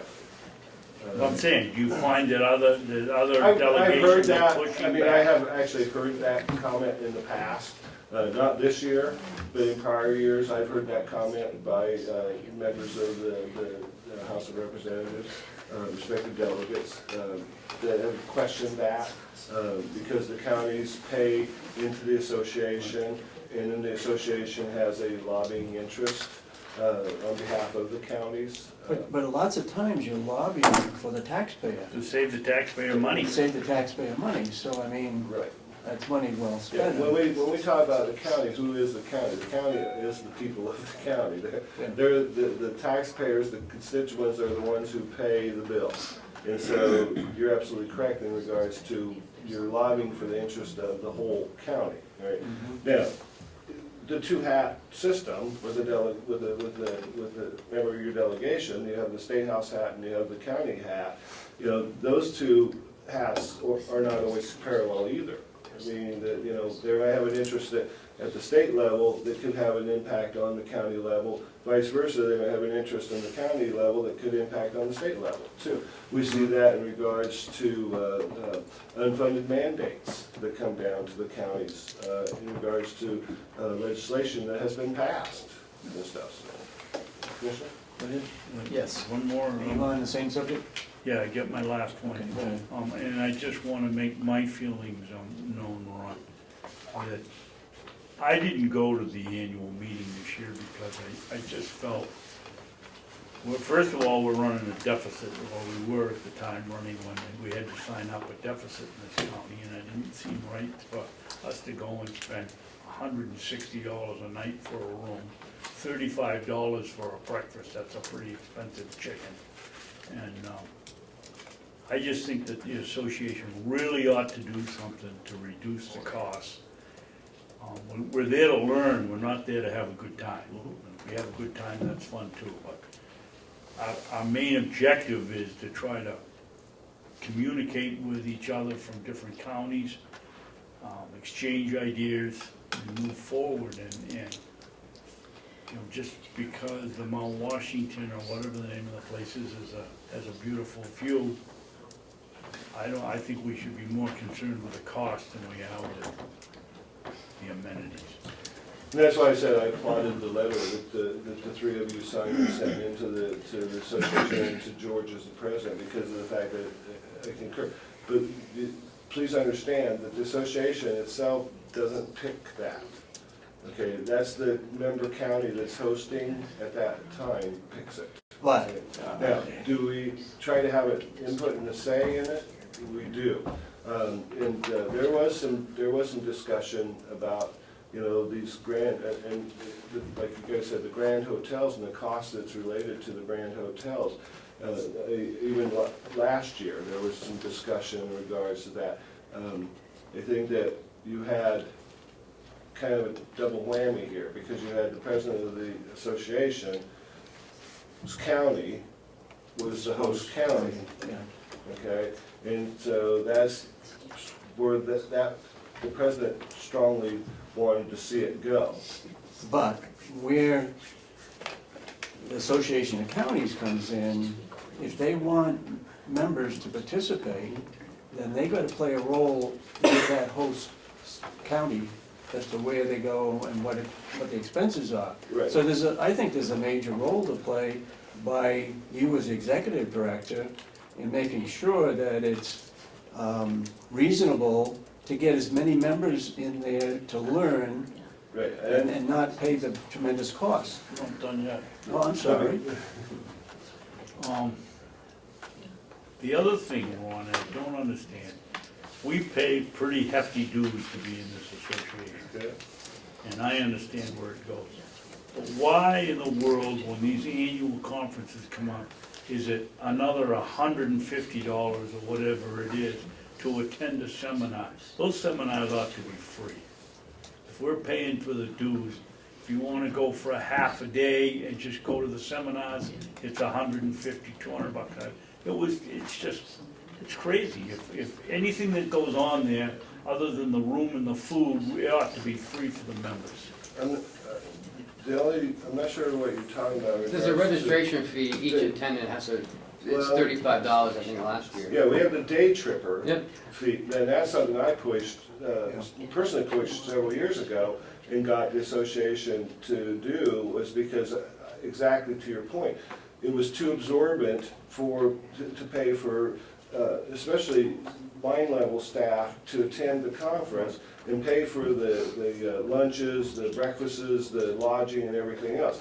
So we went to a day tripper cost, and I think it was $55 last year. It wasn't $35. No, it was. I knew it was And it went up. 75. One year it was, and it's It was based 50 or on- 55 or it went- $75. Right, and what drove that cost is the lunch. That's what drove that cost. We had to pay for lunch too. The lunch was part of the $55. You can't send someone out there at 8 o'clock in the morning and then not let them eat. Right, but I think that, Like a- No, but he's saying that's part of the $75, because I remember 55. reading, or 55, whatever, as I remember reading the registration, it said for each, how much it was for each individual meal, and it also said this meal is sponsored by so-and-so and so-and-so. I think I could be wrong, no, but I believe that, what I you're believe saying, the. what you're saying is correct. It's which day do you go? Okay, because not every lunch was sponsored. If you get a lunch, a day sponsored, then there's no cost to the attendees in regards to that lunch. And this is what I was gonna say. This is why we really are trying hard to build our vendor base. Okay, because if we build our vendor base and bring more revenue in, we reduce the cost to the respective counties, okay, and stuff. The other one I discussed, and have discussed a little bit with the officers is the fact that we're a nonprofit organization. We can still go after grants and stuff too. And something we've never pursued. The other thing that historically the association did, that somewhere along the way they stopped doing, is they stopped doing advertisement for the conference and trade show, okay? Because you'd have your conference book, and they would sell advertisement for the conference. And they literally had pretty good resolve in getting people to pay, into the advertisement. And that, again, was a method of generating the revenue and stuff. So to your point, I think there's many things the association can do to help to reduce that cost. I don't disagree, Commissioner, in terms of having an input to the respective county, but you gotta remember, that's all it can be is input. But I think that we collectively can say, you know what, we can't afford these big venues, right? And the other piece of this whole thing to me is, it's why we are a trade organization, okay? It's why it's called an annual conference and trade show, okay? The trade show is the actual working piece of that. Okay, it's like you said, Commissioner, it's not that you can't have a little fun while you're there, but that's not the reason you're going there. You're going there to get education, training, and to network with your fellow county representatives and stuff. That's where the trade show part comes into play. The other piece of that trade show part is that comes into your 504C licensing, right? Is that you can work with those vendors and get the revenue and stuff and that. And so that's why our goal has really been to work hard to work with our vendors. The key piece of working with vendors, though, is that if we bring vendors in, right, we need to have a relationship to work with them out to the respective counties in relationship to what product they're trying to market. And what happens a lot of times is that we'll get somebody that they spend a fairly significant amount of money to come to the trade show, the conference and the trade show, but then they get doors shut on them going back out into the county, right? And that doesn't help us either, okay? Or the affiliates shut the doors on them. Because and a lot of affiliates will not even let vendors come and do presentations to them and stuff. And I think that's a little bit damaging. That's wrong. Well, and what it doesn't work to create a positive relationship with your vendors, okay? And we've got some vendors that have been sustaining vendors for many, many years to the New Hampshire Association of Counties in that, because they know, and it's a business, they know that they're trying to market their product and they're trying to get in to work with the respective counties, the departments and stuff of those counties in terms of whatever their product is. But the bigger, better relationship you establish with them, generally what you see is a lot of times those costs actually go down, they don't go up. Because over the years you've developed those relationships, and they're willing to give you a better deal because they have that partnership and stuff. Or when you're putting out an RFP, right, they're more understanding of what the needs for that respective county are in relationship to the RFP, and so they're more willing to say, okay, we know what we can do on our end, still make a profit, but still be very reasonable in regards to bidding this RFP out and stuff. So, so kind of a two-way street. We need to make sure that we're bringing our vendors in, let's make sure we do connect with them. And be forthright, I think, with them in terms of if what they're offering as a service is not going to work for you, it's not going to work for you. But you at least had that dialogue and discussion with them. Because I went around to every vendor last year and talked to every vendor, right, and said, what are we not doing? What should we be doing that we're not doing? And these are some of the feedback that I got from the vendors, is that they'd like to have that connection. I just want to add into that real quick, that, I do want to applaud Rockingham for not having it at Wentworth by the Sea and having it at Harborside. Because my first conference was in 2002 and it was at Harborside, and it was a lot more economical than it was at Wentworth by the Sea, $400 a night room, that's crazy. So, thanks a lot, Ben. Are you all done?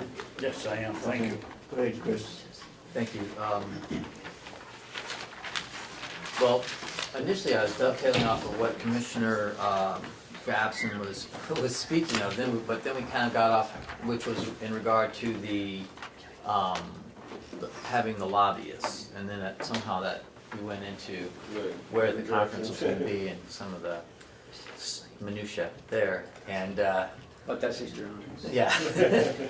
But so just kind of moving back to the lobby situation. I mean, before when Betsy was there, and she worked within the county, and, you know, Betsy was, you know, well-known, you know, throughout the legislature, you know. And Chandler's assistant. yeah, she was, well, she was, yeah, well, she was the legal, yeah. she was the legal branch, you know, legal advice to the speaker. And so when she came, she testified, she did her work, you know, she was within the New Hampshire Association of Counties, that's who was paying her directly. But now that we've changed to hiring a lobbyist group that not only works for the New Hampshire Association of County, they also work for other interests, okay? Broad scope of interest. And, you know, these gentlemen's job is to represent the interest that's paying them to be there. So one day they may be talking in one direction, and then the next day they're talking in another direction. So it is some of the angst and pushback that I think we're getting. It's not like suddenly the New Hampshire Association of Counties is lobbying the position of the county, which is in turn the position of the county taxpayer, at the state level.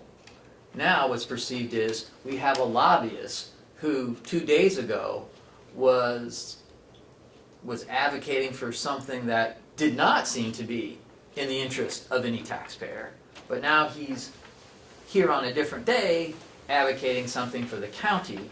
And for the legislators, it may be they see the same face and they see the same person talking, and they may not be able to connect that it's not two different places. But it could be two different bills.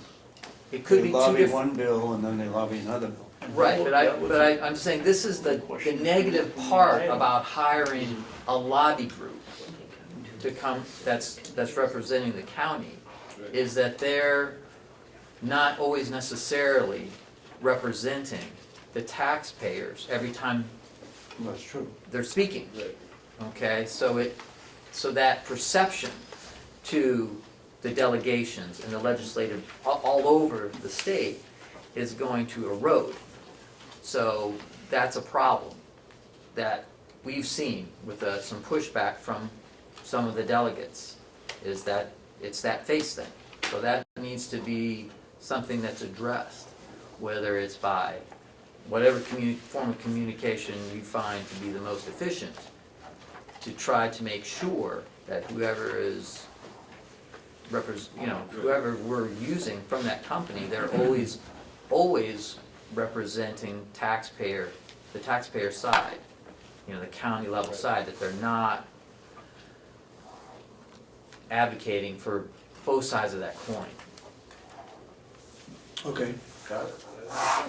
And the other thing is that I don't know if there was any coordination between, at the most recent bill, if there was any coordination between the representative, which I believe was Mr. Blaris, and with Ken. I don't know how much they actually spoke with each other as far as the positions were concerned. So that coordination, if it has to do with a particular county, that lobbyist should be contacting that county and the county administrator. I don't know if that happened or not. I spoke with Mr. McGuire 2 months before this even came to the committee about this bill, and we talked about it months ago. And we spoke, the board spoke with him also 2 months ago. Yeah, Okay. that's true. But And I that's, think that you had a dialogue with George prior to going in and Absolutely. testifying too Yep, and stuff. yep, So- and so when I maybe got it the was- restock, I believe it but was- George and I have talked Right. months before this even Right. went. This is when the representative put the bill forward. Right, and so did Commissioner Babson had addressed it with me as well. We all addressed it here as well. Yeah. So, but I'm saying that's an important component, right, that is what's happening, is that whatever the county's coming in if it's specific to a county, that specific coordination needs to take place. So it same did, page, I same, guess. same It page, same appears. message. Correct? Yes. Yes. Right. Okay. Anything else you got? Questions? No. Ken, you got any? No, I think, you know, I just think the Human Services affiliate, I don't, you know, I think that's a dead issue. But, you know, Wentworth by the Sea is definitely not a place to have the convention, and I think Harborside's the most appropriate place. Well, I think that Harborside, just even location-wise, and that's something It's more centrally located. about having it up in North Conway was the location too. I thought it was really ideal that you could do some other things too, just not a hotel. That was that's not a positive. though. Well- It's a positive for the businesses in North Conway, but not a positive for keeping people. Well, you didn't have to stay there too, if you thought that was too Well, much, you that's could stay true. at the Howard Johnson. Yeah, all kinds of There's a Days Inn. hotels, yeah. Days Inn's right across the street. There were some options, Yeah. but even for family, there was some options that they, if like, if I was sitting in the training class and my wife wanted to go out and go shopping, it was convenient to do that Yeah. and stuff. The other one I did want to briefly bring up that, there's been discussion about, and I am advocating for it, and kind of keeps going back to with the human services component one, the affiliate pretty much being gone. But we've never had a county administrator's affiliate. Yeah, I was gonna bring that up. And I really believe strongly that there needs to be a county affiliates, county administrator's affiliate. And so I've been talking with each of the county administrators, and by the bylaws, what has to happen is there just needs to be a letter written that goes to the president of the association requesting that a new affiliate be established, and in this case, it would be for the county administrator, county manager, or equivalent title position. And because I think that, you know, there's a lot of things that the county administrators are involved with, that a lot of times I believe that they need to be able to collectively sit down and talk to each other, similar to all the other affiliates do the same type of thing. Interesting I bring that up, I talked to the new Cheshire County Administrator, and that's what he was talking to me about a few months back. Right, and I talked with Chris Coates yeah, too. Chris Coates. And I've talked with Grafton County, I've talked with Sullivan County, I've talked with Belknap County. Every county administrator I've talked with is. Do all counties now have administrators? No, Rockingham Rockingham does not have. Still does not. Right. But they were advertising for one? I'm No. not sure about No? that. They don't want one. They'll never get that power. But they have a delegation coordinator, but that's all they have. Oh, okay. Yeah. I have two other questions. One is, we need to communicate better with our representatives, senators and representatives in Concord. I don't know how that's done, but we need better communications with them so they understand where the counties have come from versus just showing up at a hearing and testifying about a bill. So something I think needs to be done there to improve, whether we invite them to our meetings, you know, whatever. The other thing is, in regard to the awards that people in the counties receive, we nominate people, and it should be the association's job to carry out that awards program at the annual meeting, not the whole state, because it is an award that's given by the association and not by the host state. I think that ought to be corrected and more input put into that Okay. area. Can I understand what you're really saying? What I'm saying is the whole Host county. state tends to, Host County, I believe, that. yeah, they take over the awards committee, and I it's got you. really the awards that is given by the association. So it should be the president of the association or the or the executive officers or director whatever, right. that handles that program at the annual meeting. Mm. I know that there's been some questions and concerns in regards to the awards process. Mhm. And that- I think I was chairman of that I know. for 2 years, and I think we've improved it. I don't disagree, I'm Because- saying, I think that historically there was some, here's a good example, is like, you know, one of the questions is can there be repeats? You know, Oh, yeah. can award winners be repeated? And that question keeps coming up, and That I'm was sure a that question. that we've never ever really finalized on that. And in our bylaws, there's no discussion about awards at all, other than the fact that, like you said, there's an awards committee that's ad hoc, and they're the ones that screen all the submissions, Right. and then they vote on who's going to get that respective award. The bigger question that I've got is the nature of what awards and who gives them out. Because with the bigger entities like the nursing home, you can't just have one nursing home award. There's got to be more than just a single award. And that's some of the question I think that we're going to have to look at as well. Is can we diversify a little bit in terms of the number of awards that are presented and stuff. I know one thing, I don't want to go the NACO direction where you make the people who get the award pay for the award, you know. That's something I hope to try to find at the NACO level, so. I just think if it's a state award, it gives more emphasis when there's one Oh, certainly. versus every county having one. Right. It doesn't, to me, it doesn't mean as much. If you have one person that's selected and it's statewide, that to me is very important. Right, and you're talking, like the awards that's given specifically by the association itself, not the individual counties. Yeah. That's what we're talking about, okay. All right. Makes sense? Anybody from the public? You've heard some information that's given by the New Hampshire Association of Counties Executive Director. We're members of, every county is a member of it, it pays dues to it. It has a purpose, it has a mission. Anybody have any questions? If not, okay. Anything else? Mr. Brown does. Yes, Mr. Brown. What do you mean, or what's your definition of it? Well, when you speak or talk about vendors, who are you really referring to? It could be anyone, anybody that has a product or a service that they would believe that would be in the interest of county government. So it could be, anything. Jails.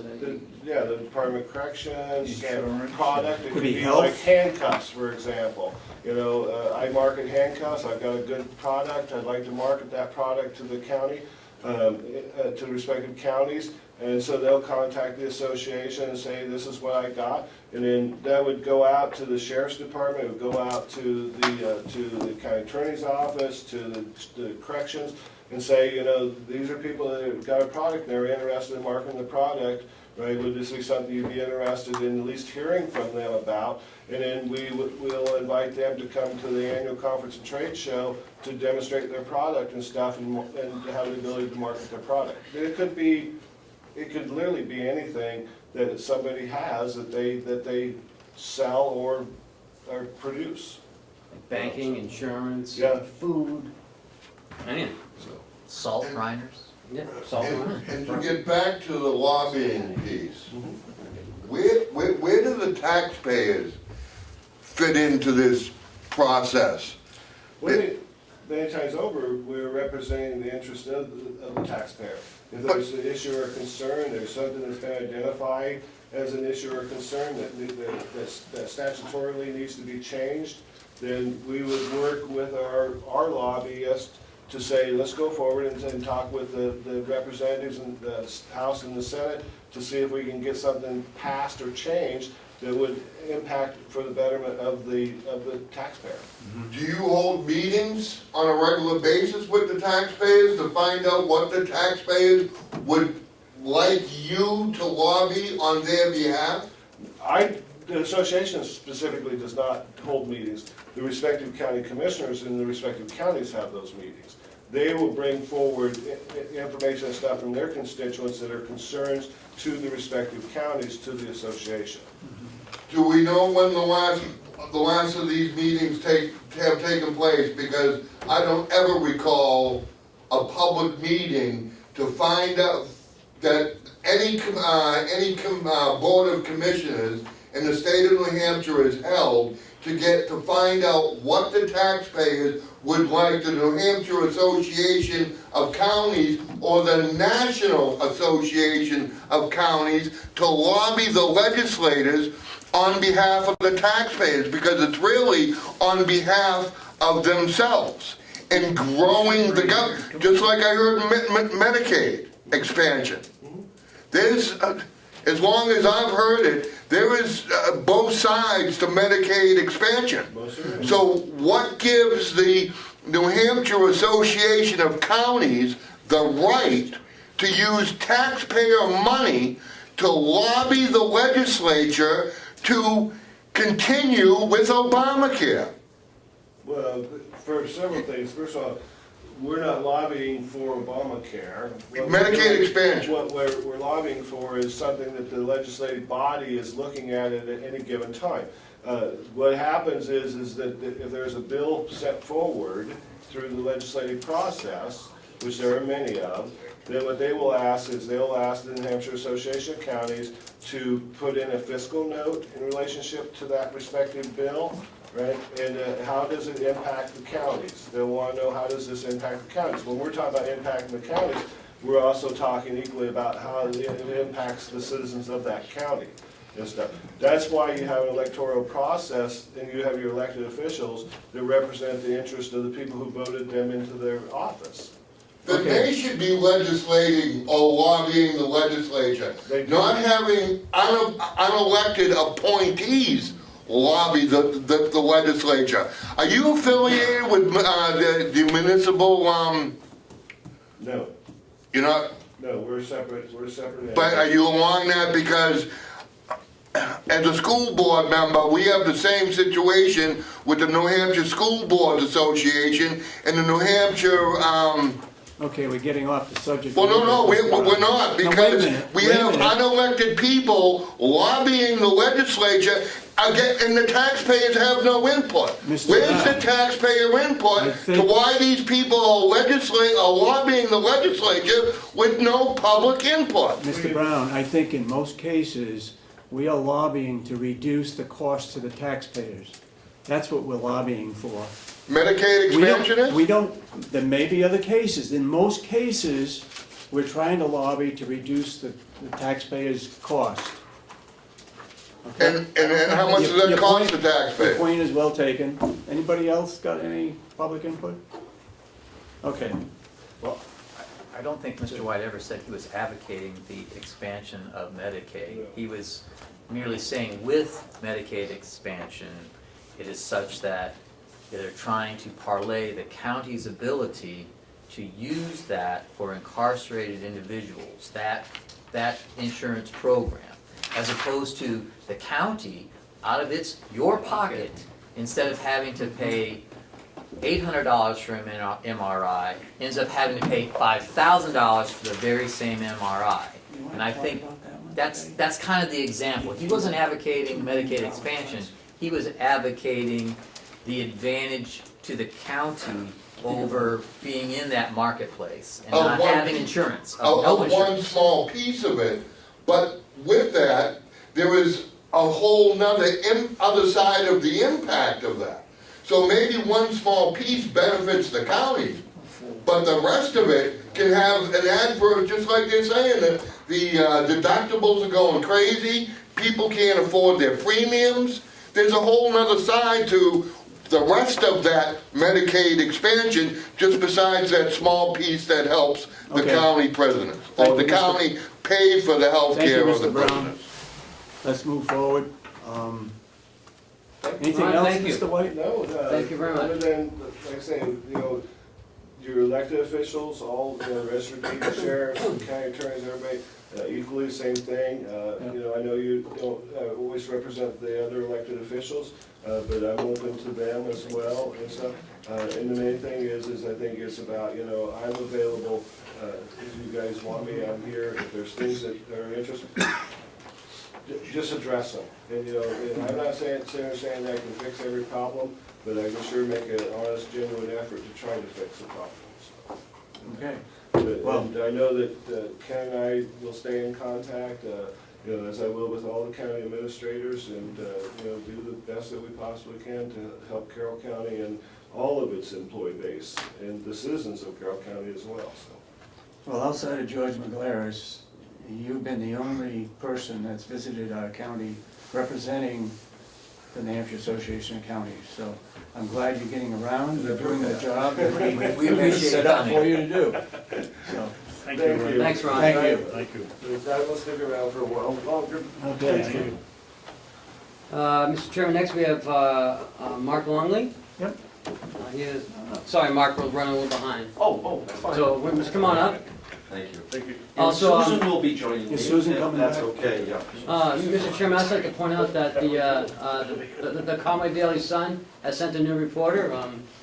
His name is, what's your name A again? new one? Yeah. Where have you been lately? I know. All over the place.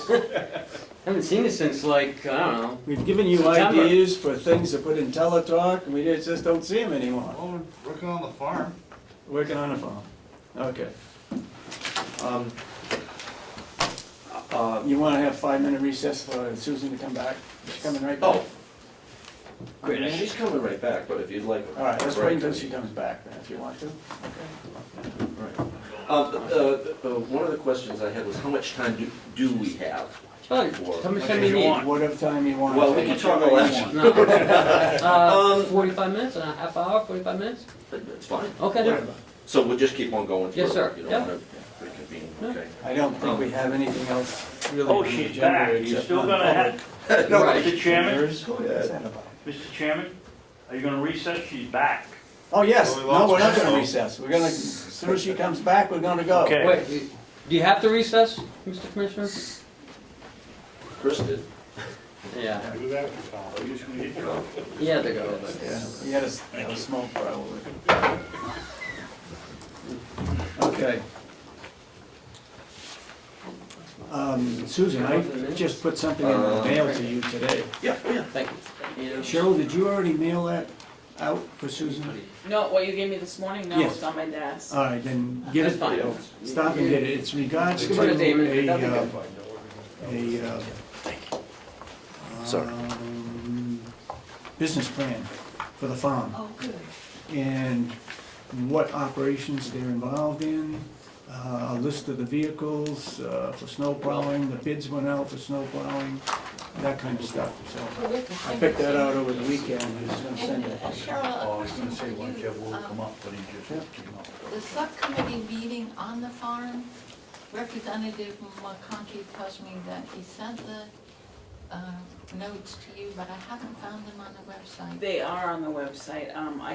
There was a glitch and they did come up, but I addressed that this morning, so they're all Thank you set so now. much, and I appreciate also having. Okay, we're back in session again, go ahead. I appreciate having written notes of commissioners' meetings, so that you don't need to walk all the way through government oversight. I'd be interested to know, does government oversight get paid for the work they do for the county? No. Well, thank you to government oversight for keeping us all informed.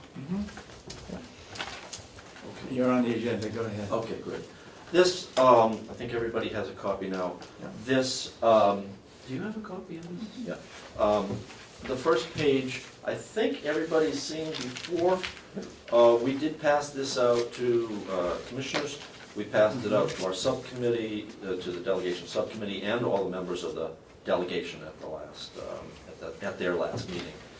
And for this discussion, I think it's important to at least to reiterate that we did make a proposal.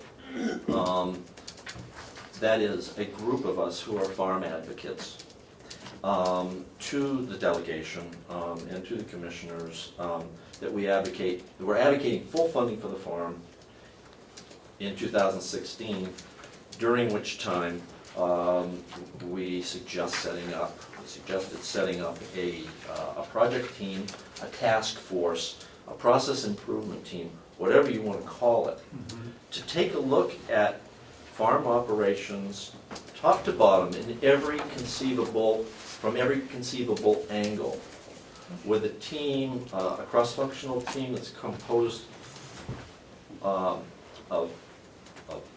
us, private folks like Susan and I, and members, county employees and state employees. And so the second page is our proposal. And I should say that this is just a draft. It's not a finished cut in stone proposal. It's just to get the conversation started. It's meant for discussion only. And just to read, we did have to make some assumptions on this proposal because we really are not, there's nothing in writing that really delineates the move to defund the farm. And so we've had to make some assumptions based on what we've heard, what we think is happening. I would like to... Just for the record, Mark, Yeah. we did receive an email from Representative Umberger a while back saying that this looked like the year they wouldn't fund the farm. Exactly. And that's as far as we go. Damon has a question. I don't know how you want to operate this one. I talked to I guess we'll open it up. Go ahead, Damon. I talked to Karen Umberger about that email, and she said the reason why she was the reason why there was a question about the farm funding is because you guys didn't have it in the budget other than $19,000 for logs, if I recall. Yeah, Just it to was correct done that was she- before, that was before we even set the budget up, we got that letter. Yeah, it was before. So you guys plan to fund the farm Yes. Yes. in total? And then she wrote us an email saying that it looked like, I think the words were something like, it looked like the farm wouldn't be funded, or it looked like the year they weren't gonna fund the farm. It looked like the year they weren't gonna fund the farm, Did you just get exactly. an email from Representative McConkey asking to... The one yesterday, Yeah. asking about. Did we receive some questions, an email from Representative McConkey asking what the Public Works Department would look like if we took out staff out of the farm. They labor. eliminated positions? or- Yes, yes. Really? Yep. I So we thought want to see that what when that would we look like. did what we did was that there were not gonna be any people eliminated. Mm-mm. Oh, okay. Regardless, it begs the question, Right. if there is a move, and it sounds like there is, to defund the farm, what is the rationale behind it? The farm And- is not making money. Is that, That's a major problem. It's been, as I said before, it's a major problem. It's been there for many years because we haven't really done a really good job as to, the farm does so many other things, not the farm, the employees do so many other things that it's, we can't put a dollar value to the water system, to the sewer system, to plowing, mowing the lawns. But the jail doesn't make money. The jail doesn't make money. Now, the Neither does nursing home the doesn't nursing make money. home. What am I saying? I don't know. We don't know. the farm doesn't? What I'm saying is that the farm crew, the employees, do other things other than farming. Mhm. No, they do all the groundswork, they do all. What's that? They do the groundswork, mowing. They take care of the generators. Plowing, generators, sewer, water. Yeah, that's not farming. Right. And so, as a result of these services being combined, I think that everyone would agree that the cost accounting is muddy. That's right. And so, the proposal is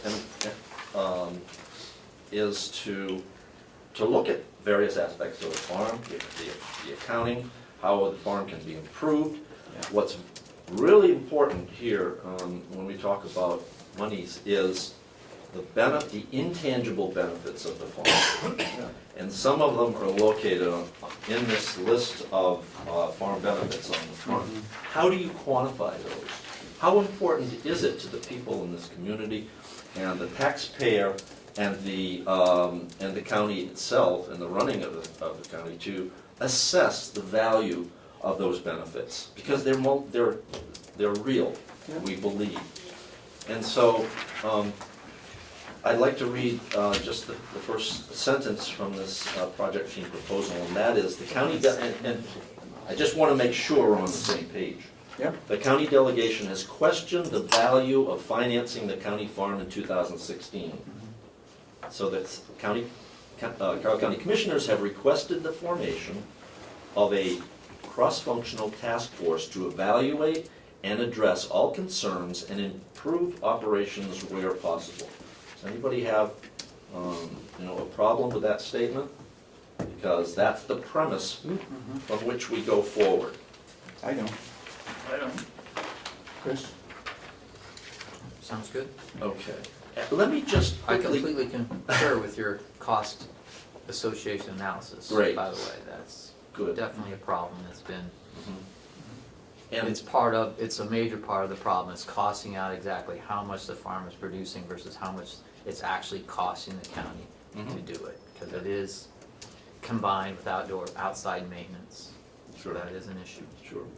And that, we feel, could be done, not quite sure how, but, with some, It needs to be done. yeah. Let me just switch to the expected outcome from this task force, which is on the third page. And that is a working farm that pays for itself and provides benefits for the community and county taxpayer with minimal competition with local private agricultural concerns. That's what we hope would be the result of this, the recommendations, if they're enacted, of this task force. And so we've listed some of the objectives of the task force, a proposal for, a very loose proposal for the composition of the team. This is a process improvement team. And some of the ground rules and target dates for this task force. And also, there's a question as to when we would launch it and when it would end. So, do you have something to add before? And we can go down through these bullets. But let me just ask, generally speaking, the delegation has to have their budget approved by what date? 31st of March. 31st of March. And that would mean that between now and then, we would have to pull together enough information that we could convince the delegation that if they would allow one more year of farming, then perhaps decisions could be made based on information. So, for example, the maple sugaring operation and the tax, what does someone pay for those? What's the revenue there? What's the expense to the county? As well as the very many other things that Will is attempting to do on the farm. So there was a time when we had livestock. There was a time, I believe we rented some hay fields at one point. Yep. Did we? Or the walkers up on Before the my hill. time. They still rent that, and they had Charlie Smith over on Grant So- Road. Oh, I thought you said we rented out land. No, you're right. No, We have rented. We rent to increase the revenue, Yeah. and I guess that everybody on the delegation would agree that last year with the new way it rains, we had very many more than 2-inch rainstorms, which affected the hay operation. So it seems like there's enough back there that we could at least convince the delegation to please support the work that this committee or task force, whatever. Commissioner Babson, you have a question? No, I'm just gonna make a quick comment, Sue. I think I'd use the term that the delegation would allow funding for one more year. It's our choice whether we run the farm or not. If they cut everything out, we can still squeeze enough money out of it. We can run a farm. It's the funding that needs It's the to- funding, is the Thank only you. way they can prevent us from using the farm is if they cut the funding. Thank you. Mr. Chairman, I have a question. Do any of you hay, right now, currently hay? No, I have 13 acres or 14 acres of pasture that I'm trying to improve, on my farm that long, to hay, but I'm not haying yet. I just didn't know if it was a bad year for haying last year or. It was, Oh, it was? yeah. Everywhere in the county? Yep. I just spoke with Everywhere a- in New England, isn't Yeah. everywhere in I just Oregon. spoke with a farmer in Tamworth yesterday, because I'm running a little low on hay for my animals, and it's up to $8 a bale. Wow. Don't get any ideas. And so I said, no, I can't afford that. Yeah, that's crazy. People are going to Canada right now to get the hay, which actually, By the truckload. Yep. yeah, And it's a lead-in to what this farmer told me on the phone as far as competition from a county operation. And that is, there's not enough hay in this county to supply all the need. So the county has never been considered a competitor for, in the haying business, nor in the logging business. Another supplier. Another supplier. And Well- and quote, there's plenty of room for everybody. Yeah, I was under the impression that it was a good hay season last year. You're from the down south. Uh-huh. Some folks didn't even get a second Oh, cut. I just heard that from, I forget where, but. Okay. Too much. Too much rain? So if we could go back to a composition of the task force. Yeah, before we do that, I've been kind of going on the assumption, I've been involved in a number of project teams, and the process does, to do it right, it takes a while. And our original idea was if the delegation will allow funding for this year, give us time to answer all these questions that we have. And that would be over, up until maybe November of this year, meeting once or twice a month. But it sounds like perhaps, are you suggesting that we want to get this underway and done by March 31st? I really don't. I don't see that happen. I don't see us, I can see us throwing something together, but not being a, No doubt. yeah, and, we like excellence. You should shoot for October of this year, when we put our budget together. Yeah. Okay, it does say November, we'll change that to October. Or September. Or early September. Yeah, because we gotta Okay. get started on the budget by, We want to start early this year. yeah. However, if the delegation removes full funding, then I'm not sure if I want, speaking personally, if I want to invest, my personal time and effort on something where I don't see the good faith from the delegation that they're allowing us to do this while we have an operating farm. And so, That's you might be on your own if we don't get funding, is what I'm That's saying. been true in other instances where we've had possibility of probation coming in, co-op extension coming into our buildings, and now we got this culinary arts. That looks like it's, I think, probably favorable, but yeah, we get frustrated too. But the forming of the group and trying to put together a game plan that would, isolate the costs and the benefits, that, we have until March 31st until this budget is passed. But that doesn't mean that trying to put together this group that has this objective that, so by next year, some of the delegation members would be interested in finding out the results before they would, I think, put the kibosh on things and, perhaps Show some progress. between, during the course of the subcommittees, maybe if, some of the things were pared down of our scope, reduce the current scope maybe for this year, just throwing these things out with the idea of then next year have maybe more information and a better plan. So I don't want to discourage you from doing what you're trying to do, because clearly to me that, your heart's in the right place, you're trying to show the benefits, not only the extra benefits, the added benefit, but also just the economic analysis of how much does this really cost. And that seems to be a nebulous number that we don't really know how much that costs. How much time does Will and his crew actually put toward farming that hits their time card? And how much do we actually buy in seed and fertilizer that actually is a cost to the county? What does that all add up to? He has done that. I'll give you some credit, Will. You have done that over the years, partially and so forth, but I don't think we've really done a thorough job. In fact, estimating what benefit is to the inmates to be working on it in the farm, What benefit is it to the food pantries where you supply food to? Those kinds of things are not in there.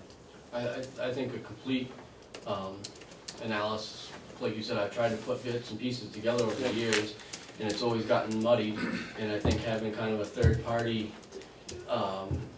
Right, to help. right, to help Some- bring those out and show both sides or whatever, Yep. would be beneficial to Yeah.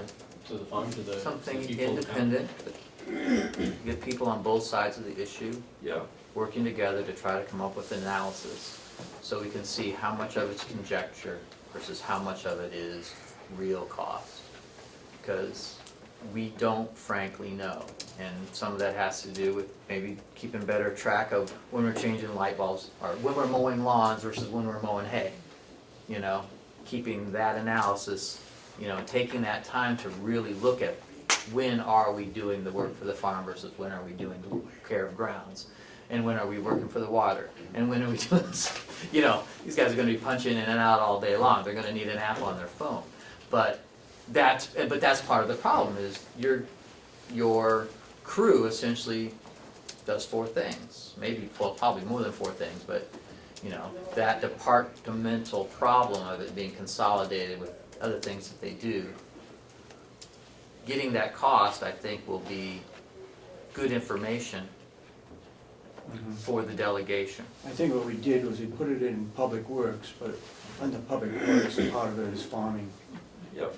So we've taken it out of the limelight, moved it down. But priority-wise, we need to have a septic system, we need to have water, we need to have our generators working. So that tends to take priority. Plus there's other things that happen, maintenance in different buildings or on the roof, whatever. And I understand that those priorities are juggled, have been juggled very well. I mean, I haven't seen any evidence so far, but we'd be looking into it. Yeah. Whether or not everything's getting taken care of properly. Mhm. And actually, isn't it nice to have, if you have extra labor, isn't it nice to have another Fill in. task, a fill-in Yeah. farm, to use that, that labor to use? Well, and it's actually, generating revenue. A couple things. I wonder if, Go ahead. Will, for the benefit of the people at home and to remind me, what the farm actually does. I know there's some types of produce and hay. And if you could just kind of describe the farm, like as if someone's hearing about it for the first time, like what is the farm? Just kind of explain it. Just the farming component, Yeah, if you will. describe it. We do about an acre of vegetables. We do just shy of an acre of high bush blueberries. We have about 90 acres of hay that we do, which on given years can average between 10 to 9,000 bales of hay a year.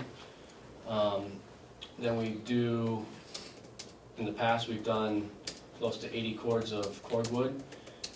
Probably close to 50% of that has been for the fuel assistance program. And then we also do average between, on a normal year, 9 to 13,000 bags of campfire wood that goes to state parks, primarily 4 to 5 state parks throughout the state. Will, how many, in that acre of blueberries, how many plants are there? We have about 1,100 plants, about 300 of them are mature. The other, say 800, are about in their 5th year, I believe, of production. So they have a couple more years to get up to max production. 10 years is max production, so we're growing that side of the business. And they're about in their 5th or 6th year of, And when you say an acre of vegetables, how many pounds? geez, pounds wise, I'd have to. At least 10 full bags of cucumbers, we know that. Yeah, Well, the pounds wise, revenue it's was- really. So the revenue was almost 8,000, right? Right. And then you And also. that campfire wood will, goes to the state, but it's also sold to the state. We're not doing it for the state for nothing. Correct, it's sold to the state, who use that to help fund the parks, and because they resell it and they have to be, they have to fund themselves, and they use firewood as a piece of that pie. I think another asset we have now is we have that high tunnel that we should be able to grow. Hoop house. The hoop house just came Yeah. online. What? We got a, It's a Quonset hut, plastic Quonset hut. Greenhouse. Yeah, greenhouse. It's like, Only doesn't work. the layman's term. And you also do stuff with inmates? Correct. Town labor. all of these, things that I just told you about, inmate labor is used to accomplish the tasks. We also work very closely with the cooperative extension in many of the facets we do. We have a forester that helps us with our forestry, maintaining, we have 894 acres here. And so there's a lot of that, probably almost 700, or almost 800 of it that's in managed forest lots that we use her for. And then the agricultural specialist up there, that is Olivia Saunders is her name. We work hand in hand with her as far as all the gardening, planting, the hoop house.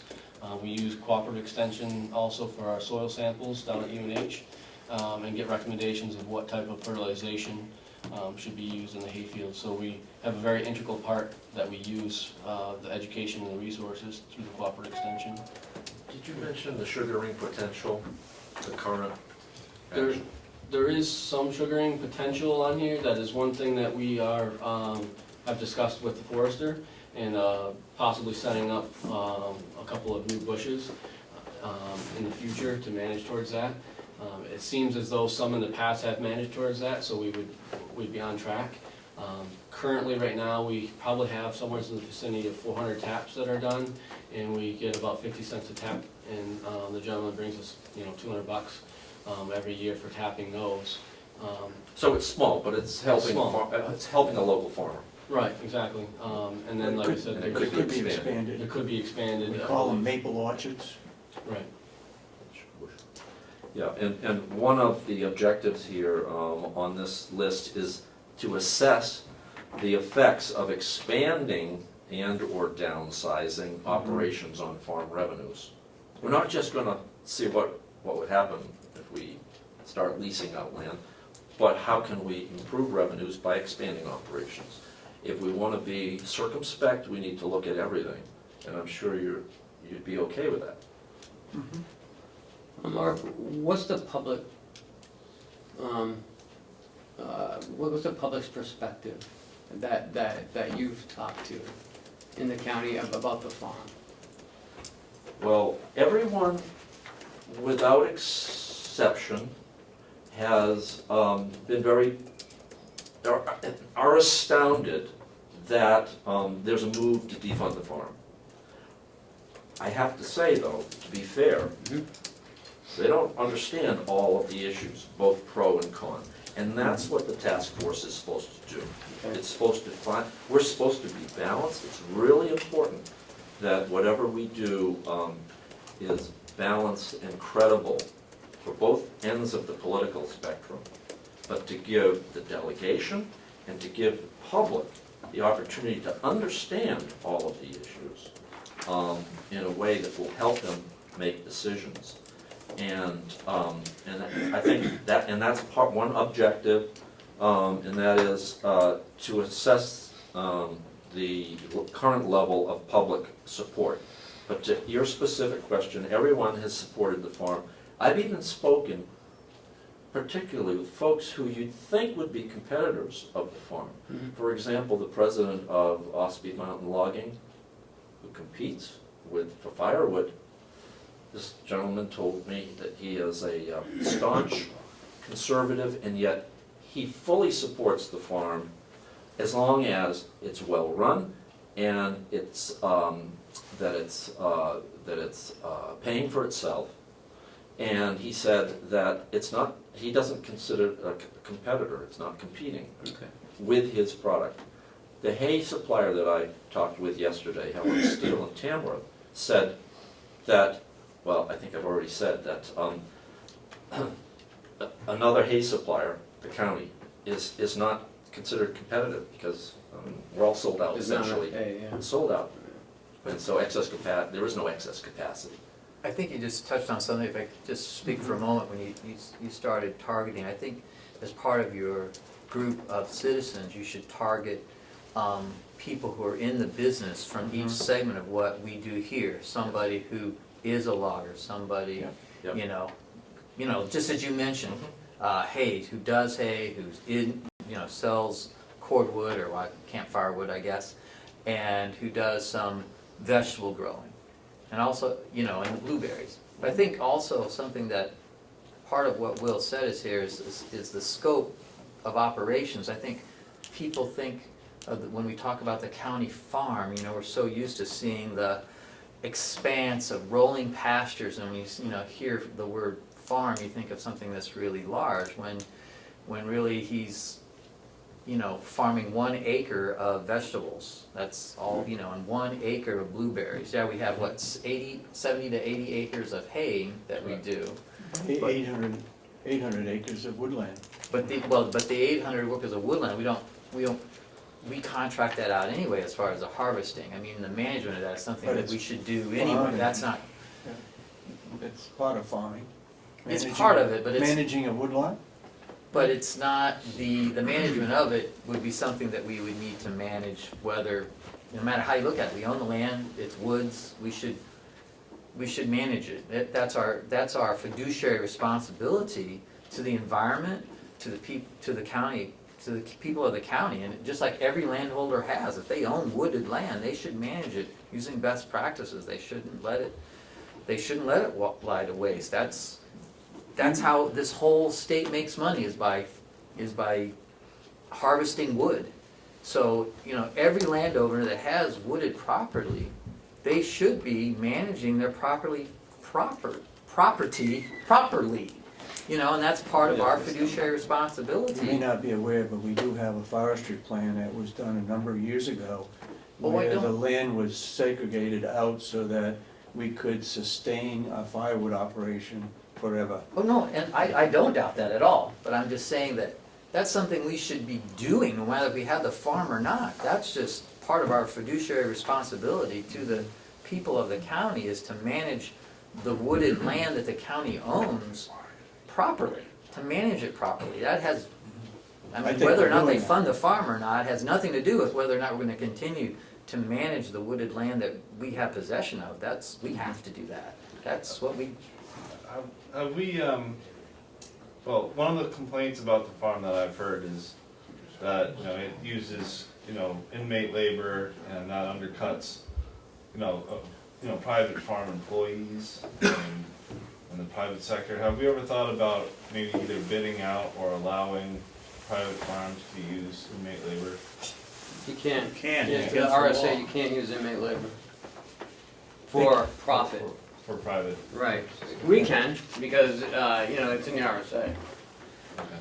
But, the superintendent and the commissioners. Or like if, and this would cut into the profits, but if we paid them, say, minimum wage to do this work, then we would not be sort of getting free reduced cut rate labor. And I think that would be one way to make the private sector more comfortable with the farm, isn't it? We're not forcing Already these giving them guys on to board. work. It's not a chain gang. They want to work, Right, they we don't asked get them. out. I mean, we paid, like, I'm not sure what we paid them, if anything. We don't They don't pay them anything. We're already giving them room We're and giving them board. room and board. Yeah, that's true, right. So, Yeah. two things I'd have to that is, yes, as taxpayers, we're all paying for them to live in there, and we're paying for all the bills associated with having them in there. But the second thing is all of our pricing, I don't undercut anybody really that I know of in this area.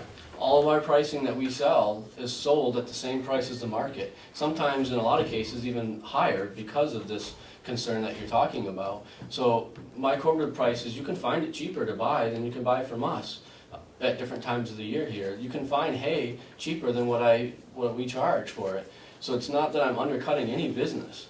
And, I don't believe that that's Major happening. problem. That, I'm that just I'm trying to aware get of. I pay less About it. for my cordwood than what he sells it for.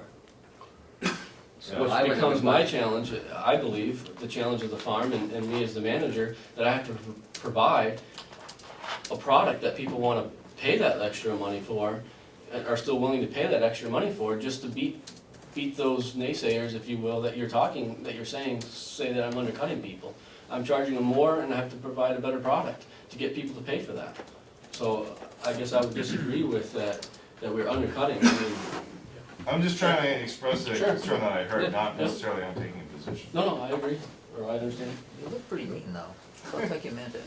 Yeah, Well, I- and I've spoken with Shut up once Superintendent in a while, I Henry know what's going on. of the House of Correction. And we spoke for a long time, and I don't know the right word to use. He's all aglow about the benefits of the work program that Will's put together for the inmates, which is Maybe he should be 6.5 on our list inmates of per people. day. Maybe he should be included in that Yeah. list of people who Who's are that? involved. Could be. This is the Superintendent superintendent of the jail. House of Corrections. Or a He representative couldn't of the say jail. enough about the program. And he hopes it, of course, he's on the side, and he hopes it doesn't go away. But if you have a source of income and you're not competing, doesn't it make sense to try to maximize that revenue, which means it goes right back into the county taxpayers' pockets because we're helping the county pay for some of its operations. But we don't know, I think And that's we what, don't know. that's what your group needs to find out. Exactly.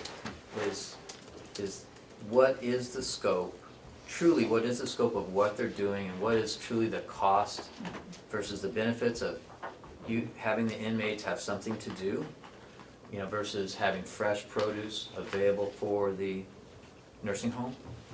Those little added benefits, you know, I don't believe that we're cornering any kind of market by cultivating 1 acre of land in Carroll County. I don't think that the marketplace is, you know, swayed too far. Now, the expansion of that, making it more, I don't necessarily think you're gonna get a lot of support for, but the establishment of the track that you're on, and that's why you need to get all parties in the room. You need to get parties on both sides, you need to find farmers who don't think it should be. You know, you need to have farmers that support it, you need to have farmers that don't support it. You need to get them both in the If room. any do, don't support it. And You need to find the and ones that's that our don't support task, it. to find out what public opinion is, Yeah. in that sector of the public But- opinion. And you asked about what I've found so far, Yeah. and it's interesting, because in a lot of industries, I think, competition is a real issue for them. Without exception, the farmers I've talked to said there's plenty of room. Farmers support the production capacity of maximizing the production capacity of the land. We're passionate about growing things. And so I don't think there's going to be objections. Now, you said you have a small farm, Very small, yeah. And- It's a and- hobby farm, essentially. you have horses, right? I have a 2 white horse. horses, I heard. I have a Percheron draft horse who rides and drives. Oh, I and- thought you had 2 white horses. Sorry. Okay. So you don't have white horses? All right. Not yet. Kate. You beat me to it, Ken. Anyway, so we broached the subject of the team composition, which is extremely important. And knowing project teams, you really don't want to target more than, you don't want to have more than 7 people. It's rare that you have more than 7 participants, because it's just not efficient to have more. And in this case, the composition is really important. You'll see what Susan and I are suggesting that we have as far as team membership. And because we're trying to be balanced, you'll see here a delegation, someone that the delegation decides, maybe someone who's not really all that fond of farming, of continued funding farm. I got 2 ideas. We get 2 choices. And the county commissioner's choice. Yeah. Yeah. Okay. Well, they'll make that choice anyway. They'll make it. They'll make their choice. We won't They'll choose make who the they choice, choose. but They choose. if they were able to give us, well, another aspect of project teams is you've got to have a group of people who can work together. Yeah. And we can't have any polarity. We've got to try to reduce polarity. So I think the delegation, if they're going to send us a rep, needs to know that, and maybe they could come up with a, you know, a short list of 2 or 3 people that we could choose from. No, We have they to be need to correct. pick the person. Well, Okay. they have done that in the past, but they've given us a couple of names. Okay. Yeah. All right. Or you can have more than one person, and they could pick someone from both Sure. sides. And I have someone from the public who he has a master's in finance. That's what we're looking for. And I'll give you his name after, I don't wanna say it in public, cause in case he doesn't wanna do it, but I'll give you his name after the meeting, and, Is Carroll County person? yes. In one respect, absolutely. we do want some, you know, new eyes Yeah. to look at the cost And I of think, county without. he said he wanted to help at one of the meetings, so I think this would be a good opportunity for him to That's a big part of help. this. Okay, perfect. Will, how do you feel about all this? I think it's a good idea. I'm hoping that, I don't know, I guess my opinion is that we would look at, when we look at this, that we look at each, I kind of consider we have 3 sections that we do in the farm. We have the wood, we have the hay, and we have the vegetables. And that we look at those, because everything's muddled together, and that we break those down and say, you know, okay, yeah, we don't make enough money on hay to support people plowing here at this complex, but do we make enough money on hay that it pays for all the haying expenses? You know, I'd like to see us look at each one of those, because I'm under the impression myself and confident that when we break those 3 down, together those 3, that we are making something here.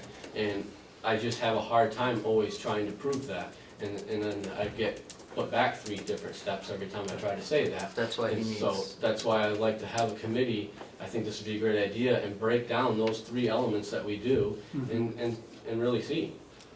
And then obviously it's hard, but maybe the people can also put those, like you said, the intangible things of, you know, what's it do for the behavior of the inmates coming out. You know, we can't necessarily put a money figure to that, but I think that's an important aspect that should be considered myself, because that's a big part of our job out there. I've spoken to an employer in this county. He's actually used inmate graduates that have been trained, you know, on the farm. Wow, nice. So, Where have you been the last 10 years? We in need business, somebody that's like what- you. Some other state. That's fine, I'm very happy you're here. You know, I think this definitely has a lot of possibilities to at least try to get to the truth, kind of cut through the whatever, competing factors that there are involved. But, we do this all the time. 3 of us here, it used to be in the House of Representatives, and it's something we do all the time in our committees is form committees. The joke is real, okay? We make committees that form committees. And the success of those committees are depending upon the divergent stakeholders coming together and having a legitimate, face-to-face, knock down, drag out, however you want to put it, face-to-face conversation about what are we doing, what should be the objectives, and how do we move forward. And so the composition of the group can't be all the pom-pom wavers. The composition of the group needs to be divergent, so that both sides of the issue are able to come together. I mean, unfortunately, what gets lost a lot in the political rhetoric through the media is that, the legislators actually do talk to each other civilly and actually do come up with some ideas that are somewhere in the middle, if you give them a chance. And so, but you need to get all those people in the room so all of that can happen. So that's why I'm trying to make sure that you understand, because I want you to move forward, that the composition of the group and its divergency is extremely important, because when that report comes out, it's the people who are reading the report have to feel like it is legitimate. It is legitimate and it's unbiased. People came together they were different stakeholders, and so if you've got a logger there who's, knows something about it, but maybe doesn't want to have, a lot of competition. You've got farmers that may be for it, maybe for or against it. You know, letting other people pick to make sure that they have that composition for the bottom line of it is so important that. I agree, and I think if we're true to the objectives that are listed here, and we focus on the objectives, that even though we have a diverse group, I think it's very attainable. But we want to do it right too. And my concern right now about trying to cobble something together and quickly going through and having something completed before the delegation votes, I'm not 100% convinced that we would be doing justice to this concept, but I'm willing to work. To reply to that is that putting together the group and studying it and working through it is not contingent upon necessarily March 31st in this budget, because whatever is defunded this year, if it is or not, okay, whatever resolution they come through subcommittee, you know, the budget's every year, so next year, the money could be put back in. You know, that's so, from that aspect, I don't think you should necessarily look at March 31st as being your hard deadline, because it's not like we're gonna sell the land tomorrow. The land's gonna be there, and the project's gonna be there. So, that process of it, because you can't, there's no way you can get what we're trying to do, or what I see what you're putting forth, that process is not gonna happen in the next 45 days. That's And ridiculous. one important aspect of this process is mapping the various sub-processes.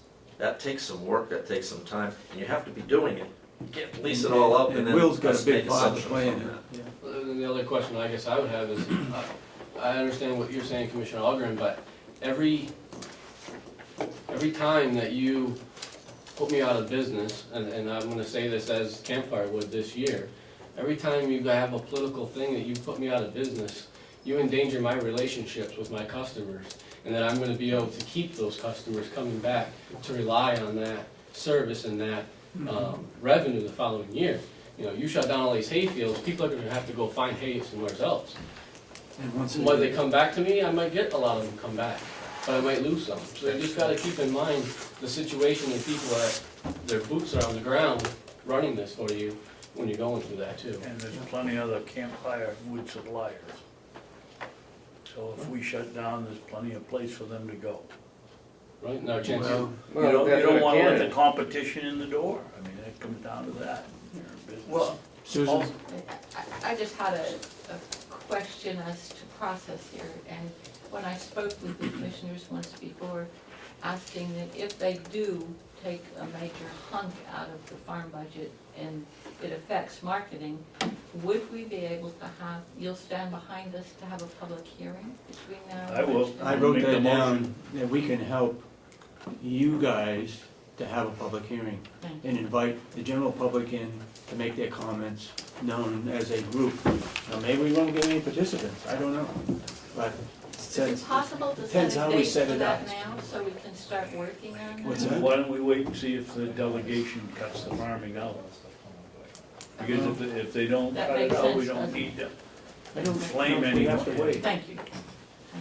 Doesn't it seem supremely reasonable to everybody here that what we're proposing really makes a lot of sense? You think so? I'd like to hear why this wouldn't be agreed to. I mean, Well, I how much think does it they- cost to fund the farm? I think they've been asking for this, Mhm. and now you're The next- bringing it forward. Yeah, I think But the you're next taking step in steps to actually put this into a real process, and you're showing this through this meeting and whatever we can do to get this set up now. So you're lending credibility to the process. But I guess you don't know how people are gonna vote. When is the next delegation meeting? I don't know, it hasn't been set up. It hasn't been set up yet, but you can anticipate one Once a within month. the next month. I'm So, guessing the end of February, the beginning of March. Uh-huh. When is the delegation on vacation, isn't that? The third. 22nd. Yeah, the 22nd through the 26th. So it's unlikely that there will be another delegation meeting until March. Right. Or February 29th, that It could be Monday. in Within the the next 30 February. days, maybe I wasn't as specific as And I then we should have get said. into That's what I town meant, meeting. within 30 days. It'll be after town meeting. Or, well, that's when the budget will be finalized. Is the subcommittee for the farm been set up No, for another meeting? no. No? Okay. Subcommittees are more important now than even the full delegation. But as soon as one's scheduled, we'll let you know. Okay, Thank you. and so you've heard our proposal. Absolutely. We'd approve it, Yeah. right? Approve your proposal. And it would be helpful, I think, if, as names come to your mind for your representatives, or that we be able to move on it. So, you know, if this work, it's February, if this work is not gonna start until March, and it realistically should be finished up, as Commissioner Ahlgren suggested, by the end of October at the latest, so. I like it. Very Oh, nice. The 1st of September would be Yeah, better. A The lot beginning of of work. September would be a lot better. A Well- lot of work to do. We can adjust, because if we have that time frame, then, you know, maybe we can meet twice a month, or even maybe once a week if we have. In the beginning anyway, just to get your Oh, yeah. parameters, get set up, Absolutely. decide. Absolutely. Last week in November is our final budget when it's all put together. So September. That's the final budget. We start in September, October. Thank you. I think it's great that you've taken this on. I would support you 100%. Not saying whether the farm will do or not, but at least you're looking into something from an outsider versus an insider. You may have more power than you think, depending on the public support that you get for it. We've had letters come in supporting the farm, but Is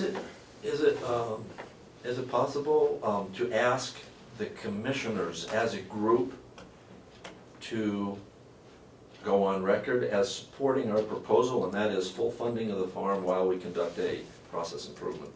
I'll make that motion. I'll second it. We've already put forth the budget, which does fund the farm, I believe, correct? Right, absolutely So does. It does in a more limited way than last year, It but has. No, it's the Well- same, it's just we've moved things around on the, to public works, the same amount of money or Same more. amount, is in same the- amount. Yeah, is in the funding. okay.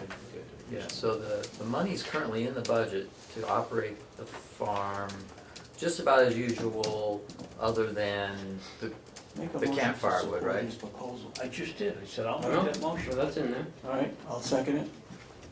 The The motion is to support the forming of a committee. ad hoc well, I'm trying proposal.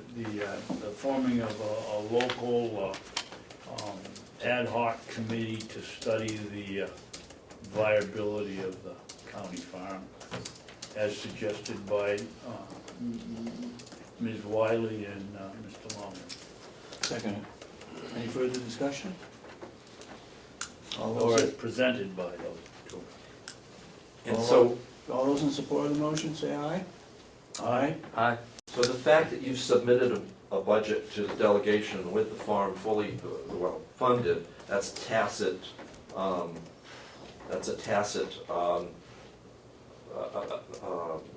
opinion of the commissioners that Yes. you're in support of the farm. Yes.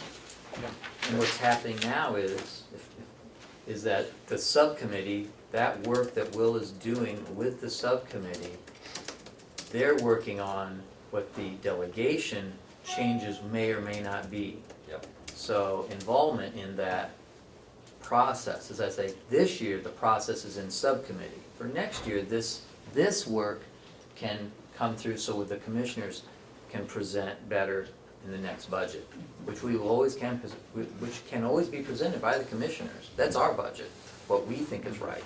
It has nothing to do with the delegation. They do their adjustments, but even worst case scenario, if they completely defund the farm, which would be a very curious move. Next year's budget could still include funding on the commissioner's budget for what we believe the project should entail, of what the farm should do.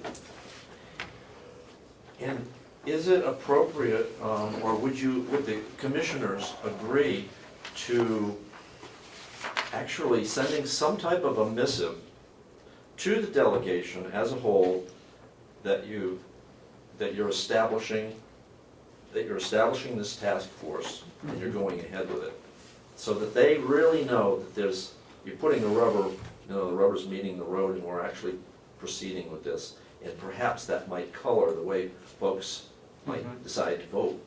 Or maybe it's our job to continue to remind the delegation that this is being set up. I think it's both.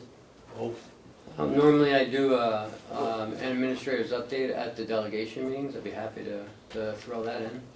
I think that would be helpful. I think we could send out an email ahead of time. Yeah.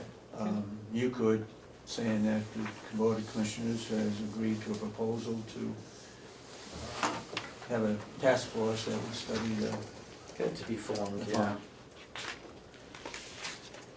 Okay? And I would request, if you do spend a little bit more time looking at the objectives, Yeah. we'd really welcome feedback on that. We didn't get into the line items today, but this is the real heart of what we're going to be working on. And if you see something that's missing, if you don't agree with anything here, we really need to know about that right at the get-go, because this is all of this is extremely important in setting up the. And I get my first one already written down here, Mark, and I'll email it to you. Okay. And I'll keep in contact with you, Mark, by email and keep you updated on what we're doing. Maybe you can come back, and if you get this up and running, come back, you can report to the commissioners, every so often on where you guys are. Just keep us updated. And Will, you need to work on number 9 on the front page.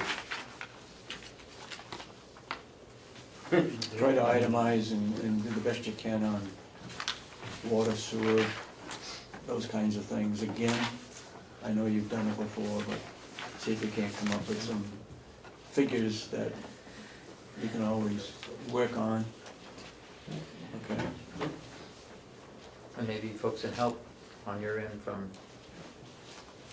for the accounting of it, the cost accounting analysis part of it. Go ahead, Commissioner Bennett. When we're through with this presentation, can I speak to something associated with it that is only partially to do with the discussion there? Sure. I received an email from Melissa Siemens requesting that I don't stop attempting to prevent public input. And she was referring to the letter that Representative McConkey wrote from Mr. Thompson. He read it, he didn't write it. He read it. McConkey read it. That we know. That Mr. Thompson wrote. That was Mr. Thompson. And I just want to, and she said it because I was not in favor of the letter, of the subject of the letter, which was to defund the farm. That's not why I wrote the email to her at all. My contention was that, as you all heard, the chairman, I won't describe how she did it, but wouldn't let our new administrator read his report, but Mr. McConkey had no problem, she had no problem letting him stand up and read something. I think at very least she could have said the same thing we can all read to Mr. McConkey, why don't you just tell us what's in the letter? I thought the letter was demeaning, abusive, that type of thing shouldn't happen here, and I want to apologize, at least for me, and I hope for the other two members, that it shouldn't have been read. You've worked hard on this job, and I just didn't think it was right, and I'm sorry it happened. But it wasn't as Mrs. Siemens suggested to curtail public input. It was the procedure. Well, you've always been one that wants to open up everything to the public, so I know. I don't know where she's going. All right, Thank you. And if anybody knows any farmer, citizen farmer that might like to lend his technical expertise, because it's really important that we have that position. A local farmer. Todd Marshall in Conway is a hay producer and Todd livestock. Well, we should have a farmer on the board here. He Yeah, might we know a could, couple we could people. cut down, we could open up another position by having me, farmer and commissioner both. We'll find somebody, You may be biased. yeah. Like I am. Thank you Thank you very so much, much. thank you for your efforts. Thanks for the opportunity. Okay. Mr. Chairman, I have Lori here. Yep. In your packet, you have a contract from Prime Time Healthcare. Yep. Also, I have the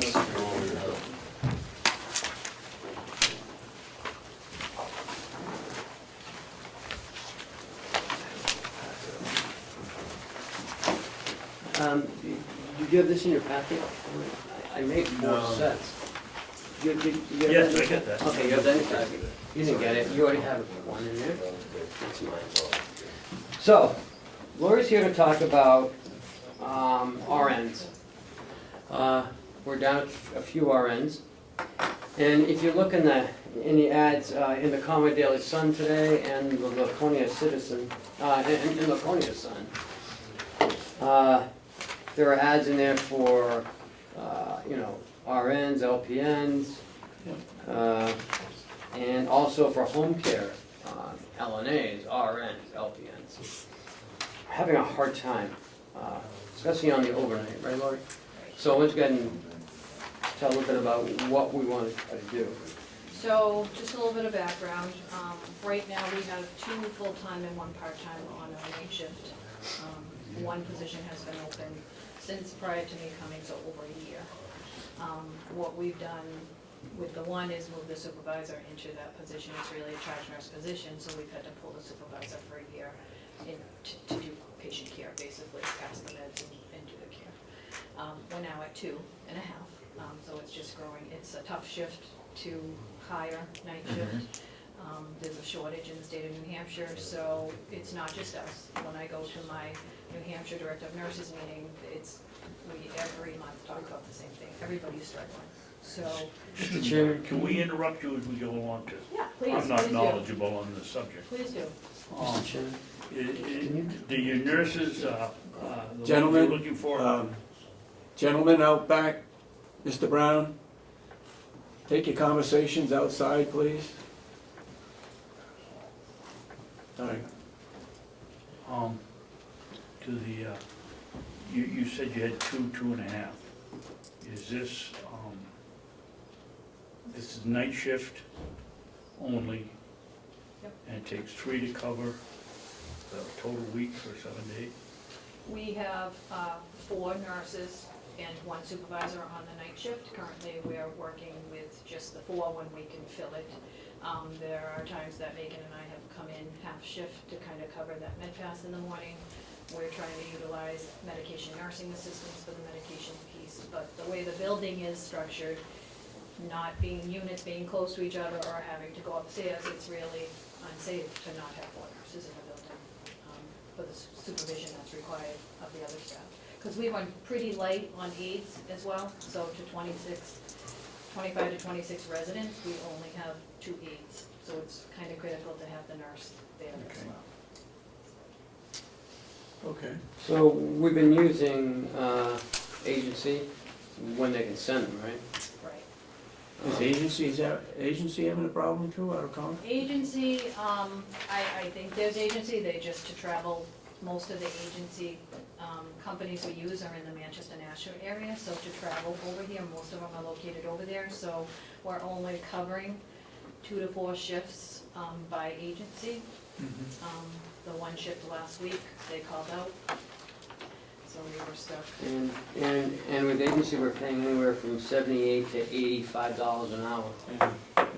So I was introduced to this company, it's actually an agency type, but it's more of a traveler, so it's not a shift-to-shift schedule, it's actually an assignment of maybe an 8-week, 10-week, 12-week time that we obligate to bring them in at a minimum of 36 hours. North A week? Country, a week, Or the time they're here. a week. Okay. They seem to be pretty flexible. When I first talked to them, they required a 12-week commitment, and he's been pretty, he said, we'll work with you. The problem is if they get a nurse from Massachusetts, they have to house them here. But these prices that are here includes all their transportation, their housing. This is just the rate that we have paid. Look on the back page. On the very back page. So, North Country, some of the county homes in the North Country as well as Cheshire on the western side of the state have used this company. That's how I got introduced to them. So when I asked for their contract, I asked for them to propose a contract for us, just so we could look at it, could talk to Ken. When we look at these rates, and I look at right now at our end that we're paying time and a half outside of agency, our own staff, first of all, it's all overtime. They're tired, they've been doing it for years. They're exhausted. And the increasing call-outs on their regular shifts, so we're really not helping ourselves because they're calling out on their other days. So when I kind of compare these rates with an RN who's working time and a half, past her 40, $5 incentive on top of that, a shift differential, and a weekend differential, it's real, these rates are actually less than what we'd be paying our own staff. And we're also paying the agency registered nurse Right. about, I've seen two rates, 75 and 85. Yeah, correct. So this gets us somebody in for a couple months to, in a solid schedule. It'll help our people get some rest. And then, Hope that we can Hopefully, hire yeah. someone. We got ads in, we're trying to get the list from the Board of Nursing, we're gonna do an open house, send postcards to all of the licensees in the county and bordering other towns, and try to just do an evening open house to come see the building and, You belong to an affiliate, and I don't know if it's been done or not, but I would think the affiliates, if everybody is short on nursing throughout the state, why wouldn't they write letters to community schools like up in Berlin and others in the state to have classes on nursing? The high school at Kingswood had it, I don't know if they still have it, do you, David? are there any hospital ads in here? Help wanted in the hospitals? I don't know about that. Yeah, as you see, it's mostly all, geriatric. I think a lot of the new nurses want the, I said it before, Yeah. wants the OR, wants the exciting stuff I know. when they're young and new, and, Yeah. this is a different type of nursing. It's a different type of skill level. But if we're short, why aren't the educational institutions providing classes and degrees in nursing? well, I think that's the big national push is to get, there's not enough master's prepared nurse that's required to teach in a university and a college system. So the big push through the National Nurses Association is to push nurses to become master's prepared nurses, so we have more instructors and professors to bring more students into these programs. There's not enough professors at the master's level. But then when you do that, this whole LPN thing license that is phasing out, that's the nurses that work in long-term care. So with this whole push to try to get more students through programs is master's prepared nurses are not coming through the door to interview for a charge nurse position in long-term care. So it's cutting down on the nurses, it's expanding the nurses' role and opportunity beyond the nursing home. So, explain to me again, this part-time healthcare, they are going to provide employees for us? They would put out that there's opportunity here. I did ask them, what are their thoughts on providing someone and how long would it take?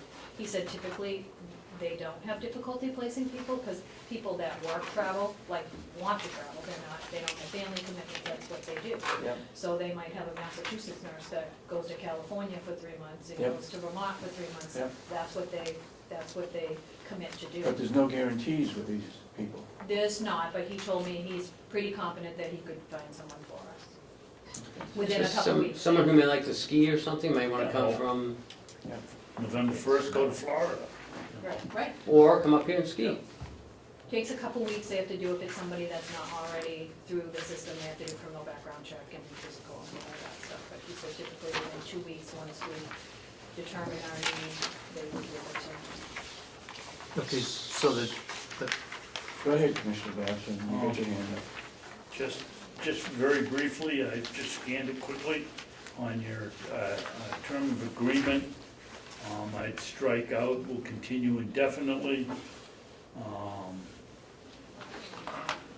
Choice of law, I don't see how, if something happens, it isn't right that it's gonna come under Nebraska law instead of New Hampshire law. Isn't it where Agency. And on the billing, we're based on a weekly pay invoice, we pay every 2 weeks, that have to be 2 weeks, instead of one. No, No, I think we would pay them, and then they would pay them. they're not employees, so they They're will not employee invoice of us. us weekly and we will send them a check. Invoice with client facility for its services. So it's not an employee, they don't get health benefits, they don't Right, get they're any not of that our stuff. employee, they're their employee, they're Right. just working in our facility. Yeah, but am I reading this incorrectly? I must be. It looked to me like we're supposed to pay them every week. On a Not weekly them, pay. not the employee, pay the company.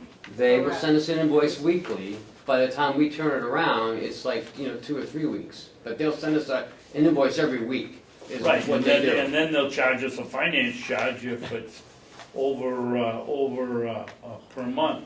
So that leaves us, by our system, about 5 days to get the work done properly. Why don't we just make it Invoices based with on client a facility for bi-weekly salary based on a paid weekly pay invoice? invoice. Client facility agrees to pay primetime healthcare invoices within 30 days. That's what we do now.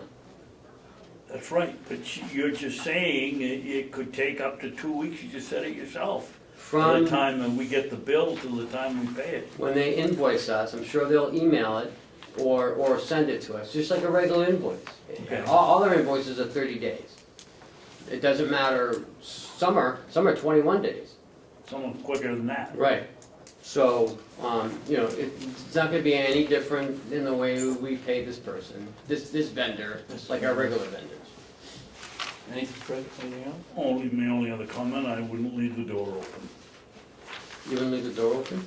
I wouldn't, I would put down, will be based on a bi-weekly pay invoice. Okay, Chris, go ahead. Yes, so the question is, how many, this is for an RN, Actually, we would look for an LPN. an LPN? If that would be my choice, it would be an LPN, because Okay. it's a charge nurse position that an LPN could fill here. That would be my first choice. Okay, so it's an LPN, so how many, and so this person will be here a minimum of 36 hours a week at that contracted rate. And how many hours per week are we currently paying overtime for LPNs? Right now, it's almost 40, Okay, so, because we have 2 full-time positions, so at least one of these positions is filled completely at overtime. And as of March 1st, the part-time becomes available, so probably 1.5 at overtime. okay. All right, well, that's, just looking for the math, the accounting that assures that that's, I can we're replacing that go back amount in and- overtime. Yep, I can go back and calculate some things for you, but probably 40 hours, for sure. So at the next, so if we move forward with this, at the next subcommittee meeting, then you would be presenting to the subcommittee that we would add this amount of money into the contracted line and subtract that amount of money from the overtime line? And regular payroll, because it's a position that I haven't been able, it would come out of our basic payroll line as well, because we have 2 open positions. so that money's not being utilized and hasn't been for a year, over a year. Okay. Because if we're doing this now, and you're during the subcommittee process, if it's something we're gonna support, then that's something that should be brought up, and they should be aware of it moving forward. You know, that's, you know, 'cause that will fall in line with our budget, so we're not asking for. Or we can keep paying overtime, Right, you know? right. You know, Or we can keep using caring nurses for $84 an hour. Ridiculous, by the way. Right, so our agency, That's we crazy. would need to use agency, so that agency line, we would call agency, it would be filling this full-time position, and it would be filling from the basic payroll line. Let's say for some reason we find an LPN that's willing to come to work, does that fall into this direct hire agreement? Yes. We have to pay 20% to that company if they come to us individually? I think that's if we direct hire Hire their them. employees. Right, if we take One of their employees. Right. So if this person that comes on says, oh, I I like like it it there, I'm there, gonna stay. I wanna move to Ossipee, Yeah, that's protection on their part. Okay. Although I will tell you, I have an employee in the building who has quit and then applied for us. I mean, once they quit their contract with the agency. What we're not prevents, bound really to- what makes this not makes us an employment agent for another nursing home? Somebody comes here from New Mexico, young and single woman, falls in love with somebody here, decides they wanna stay, we're supposed to pay what, so she says, well, okay, I'll take care of that, I'll quit and go to work for one of the ones that are advertised here. We've provided them health for, with our money. After 20 weeks, they can do that, they can quit. I see and that. stay. Without Then we any don't want charge. any love it for a site around here. Remember, this is just, we're looking at it as a temporary basis, we're not Right. looking to fill this position with this person. Yeah, but the reality of it, Ken, we've been looking at this stuff now for as long as I've been coming here, which is probably 10 years on Wednesdays. And it's been temporary ever since, you know, nothing is gonna change until the educational system changes and there becomes more. I can remember as a young kid growing up, there were no teachers, so they gave all kinds of breaks for teaching. Next thing you know, there were too many. The only thing that's gonna change is if nursing home school requirements change or enlarge. And that's where our We're legislation gonna be gets looking at involved. this thing for the next 10 years, so it But, isn't but, really. but I'm looking at the short term, saving money here. I don't wanna spend $75 an hour. No, it doesn't When make we any can spend sense. $48 an hour. Doesn't make any sense not to do this, but make sure we plug the loopholes. And our goal, our That's what Donna New Hampshire group is planning to actually sit with the Board of Nursing, because this is common discussion. And so in the North Country, the Berlin program was put on hold for 2 years, couldn't accept new students. It has extremely hurt that area, and that was strictly a Board of Nursing decision. say that again now, they The closed it in Berlin because of what reason? Because the Board of Nursing, students were having a hard time passing the national exam. So the Board of Nursing looked at the curriculum and felt it wasn't teaching to the level that it needed to be, so they had to restructure the whole program. But in that year and a half that they couldn't accept students, it really, I mean, Comeau County and Berlin has a unit closed. And they Because they don't have reopened it. staff. So the Board of Nursing controls They control all nursing programs. all nursing programs in the school, not the Department of Education, but the Board of Board of Nursing? Nursing. And this new push, most of the LPN programs have been closed within the last 2 years.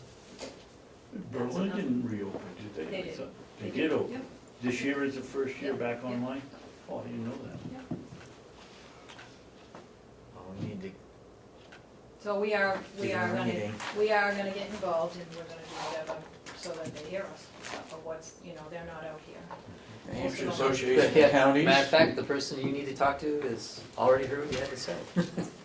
Great. is writing it down in his book. So, you know, I'd like to move forward on this, because Laura's been talking to me about this for a little while now, and we're kind of sitting on, waiting to see what, you know, what happens here. I'm waiting for the list of people from HR. They've been contacting the Board of Nursing, and so there's been a delay with that list. So I want to move forward and start saving some money here, because I didn't want to do any line item transfers this year, but if we keep going this way, we're gonna have to. Ken, what do we do with, we should have some lawyer look at something, this is a whole bunch of money. And we should have some lawyer look at it. Do we have to agree to the terms of the state of Nebraska when we're in? It's like we did with, Stericycle, they were out of Illinois. Because that's where they established their government or their home office is out of there. Incorporated in. That's where the corporation is, yeah, so, it's Right, just what a do you wanna temporary do? solution, it's not, we're not hiring this person. I wanna move forward, I wanna fill this position at least for 3 months. Do I hear a motion? Are we gonna have this I contract? move that we move forward with this contract after we have it reviewed by our council. Our attorney, Our our county council is attorney, what? or? Who's our council? Or our council. Our council is, Waystack. no. Whether Bailey, it be Conover. somebody Elizabeth over in Bailey. the county attorney's office or whatever the cheapest. I Means would our- recommend we don't use Elizabeth Bailey to review No, this, we that's- should use, I could probably John look at Frizzell. the contract from the other counties and see, compare it to what they propose to us, and just get a sense of. I agree with Chris's motion, but I would, I just put in there that we have it reviewed by council. And we can go. Any where- council? Yeah, then we can go where we want. Just to interject, you have Primex has legal counsel, you could, right, but they only do the indemnification part of it. wouldn't that be what you was looking at in the contract? They want Alright. to know other different items. Oh, okay, sorry. All right, Chris, will you make that council? Your And I'll motion? second it. Yes. Reviewed by any council or Yeah. council. your motion is to accept the contract after it's been reviewed by a council? Reviewed and accepted. Reviewed and Or accepted? approved. Or Reviewed and approved. approved. Right, the motion is that we would be willing to accept it after it's been reviewed by our council.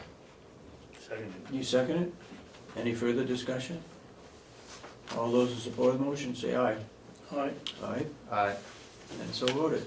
Yeah, so I'll send it up to them and then, usually gets right back to us a couple days, so. Okay, great, Is it thank 1 you. o'clock?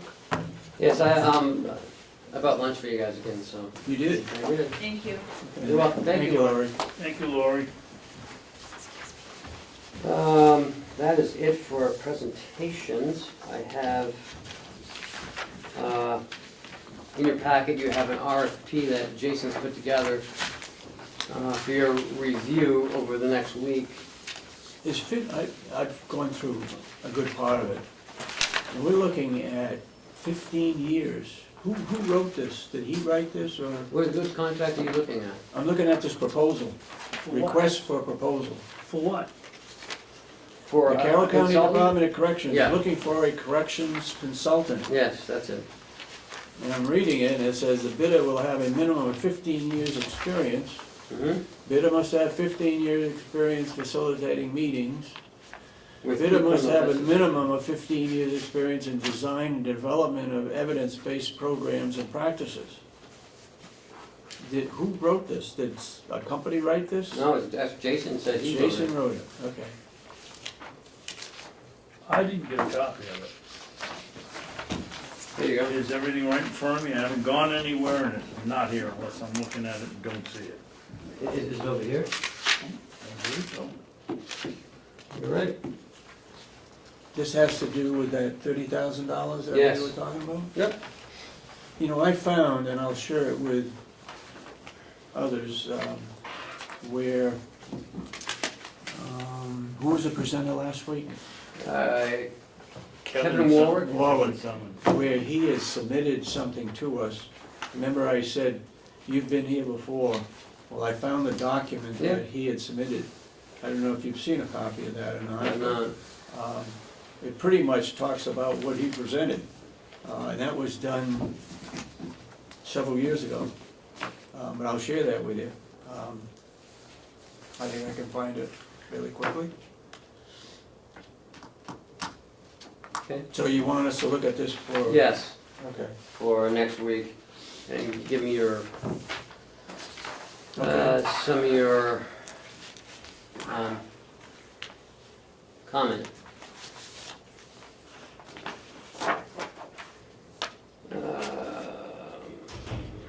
We have a letter dated,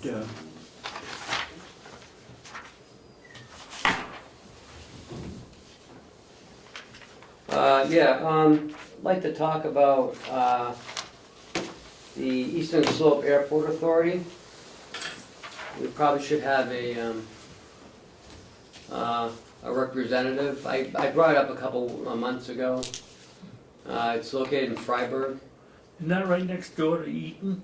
Well, that would be my recommendation, that we Pretty close. allow the commissioner, we have a seat on the board of the airport board. I don't know what they do, but, I'd be willing to serve on that seat if the Board of Commissioners oh, well, that's would very appoint kind of you. you. How far away is it? Save us on mileage and everything, David. Because I'll make a motion that we nominate Commissioner Sorensen to be our delegate member to the Freiburg Eastern, International Airport Authority, or whatever it Eastern is. Slope Airport Authority. Eastern Slope Airport Authority. Do I hear a second? Mr. Ahlgren, you want the job? No, I just like to amend that to say, if he so desires. If he is so desired. If he If so he so desired. desired to be our nominee. You second it? Second. Any further discussion? Moving along, all those in support of the motion say aye.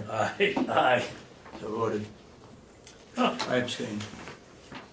So, well, congratulations, Thank Oh, yeah. and thank I you think for you'll your do a great service. job at the international I'll airport. definitely report back to the Do you get board. free flights? I don't International know what the flights? benefits are. Yeah, amazing. I'm sure there's some Free benefits, flights some from benefits to Freiburg it. to Scenic Whitefield. tour, I'm sure you'll get a scenic tour Yeah. out of it. Freiburg to Conway and back. Maybe we can fly into Concord Airport for our meetings or something, I don't know. Okay, Um, what's next?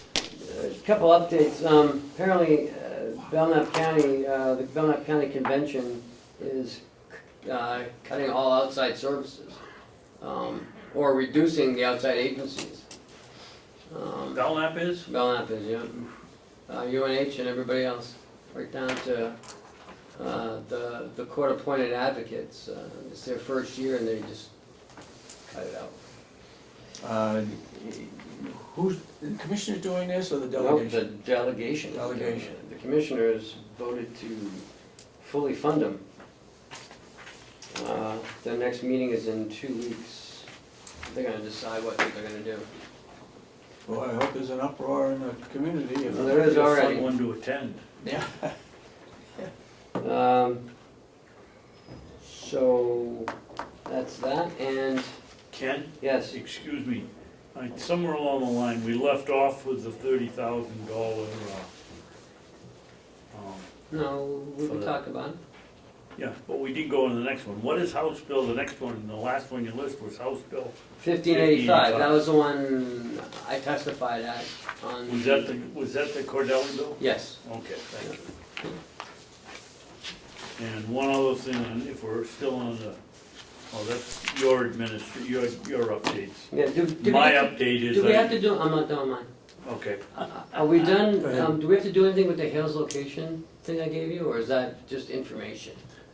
I did call Kathy Facade this morning and asked if she had paid the bill that Karen Umberger had mentioned, the bill that goes to the North Conway Water Precinct. She said she never got a bill, but she will call them and pay that bill before they close out. No, I'm talking about this thing. What is it? Oh, DES and the Yeah, the Orleans DES, water the one that system. we started talking about, the Hales location water department. Yep. I guess I don't have it. Yes, you do. I saw her over there. We were talking about it this morning, before we went outside. You were holding it, maybe Ken picked it up on you. There's some magical document pilferage going on. I know, who would want that? We don't, this is in regards to water? Larceny. Yeah. We don't Hale's have, location. we don't have any authority with the water in Hale's location. Oh, okay. That's done by the association. It just said CC Hale's location select board, so I Well, didn't that's know. where it should have gone. Oh. That's you. It did go there. That's why I'm bringing it to you. All right, so we don't have any authority. Okay, with the so water. this is just for your information. All right. Okay, I didn't know. yeah. We're registered. I guess I saw that before. I just was wondering, how So does confusing. Gary Sullivan get to be the owner of record for the water system? He owns the hotel or he manages it or does something. He owns it. They have the most votes because they got one for each room, but why does that make him the owner? Did they put it in? I don't know. I had no idea.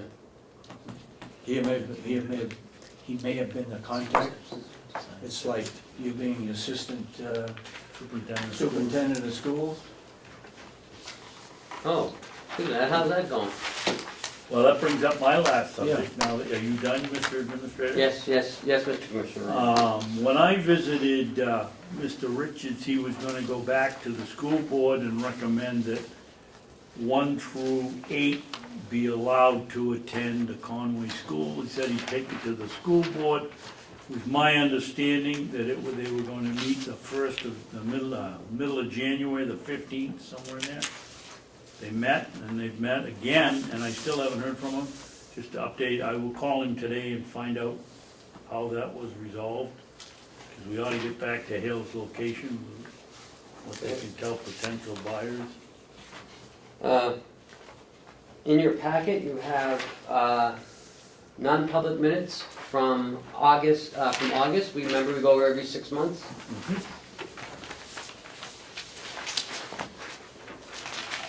I'll make a motion that we that we unseal these minutes. Here are here's the original.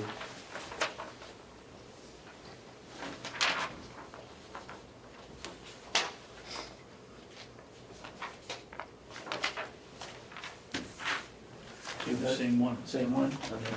But Do I hear a motion to release them? I want that one signed.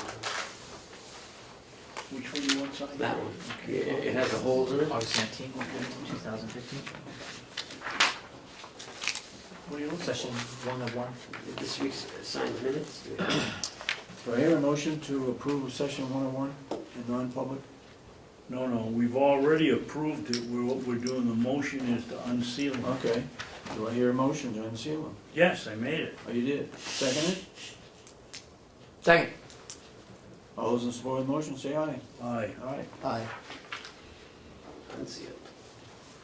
That's the one we've got to sign with the holes in it.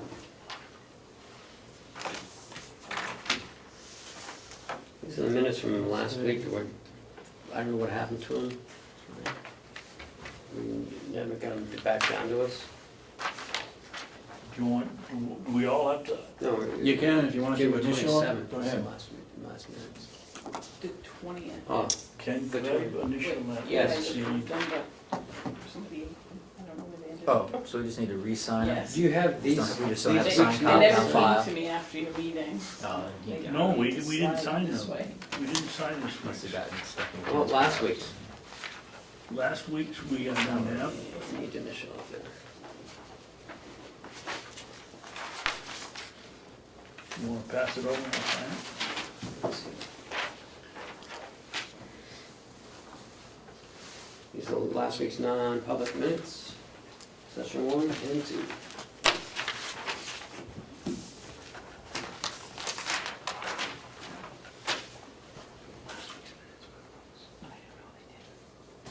What do you want?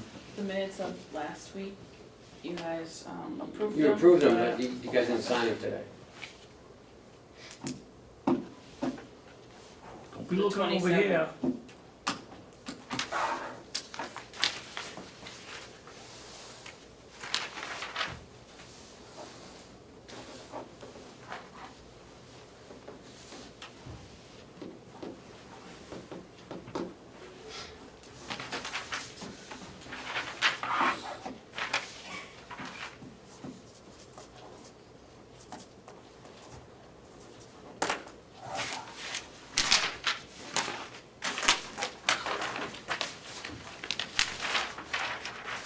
Ken, what's the story with the outside agencies in Belmont County?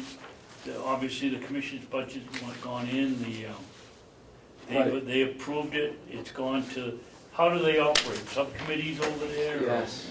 Is the subcommittee approved cutting the outside agencies, or? It went to the delegation, you know how they have like monthly delegation meetings? They made a motion to reduce the outside agency funding. So- By a percentage for all of them, No, or just individually? Just these weird amounts. Oh. I think we ought to keep that one sealed, but I can share it with you if you'd like.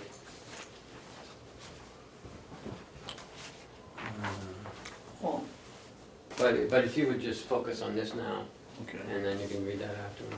thank you, thank you, teacher. Thank you. this one ought to be kept. I don't see why we have to keep that sealed. That, Why? because of the number of people we're getting in from, Yeah, we definitely wanted, yeah, we talked about that being sealed for the protection of those people and for our people. We talked about that. We should keep those sealed. At least until they leave. and this one we keep sealed too, until it's decided. Okay. But you have to sign it though.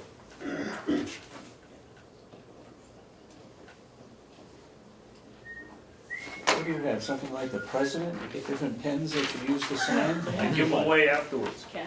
The veto pen and the pass pen, apparently.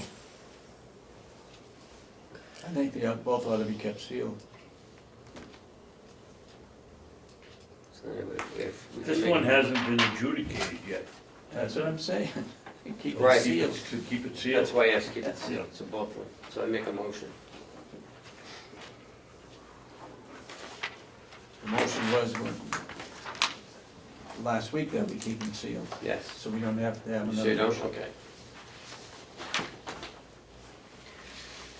Those other ones from last week. Okay. So, did you have a motion to approve them?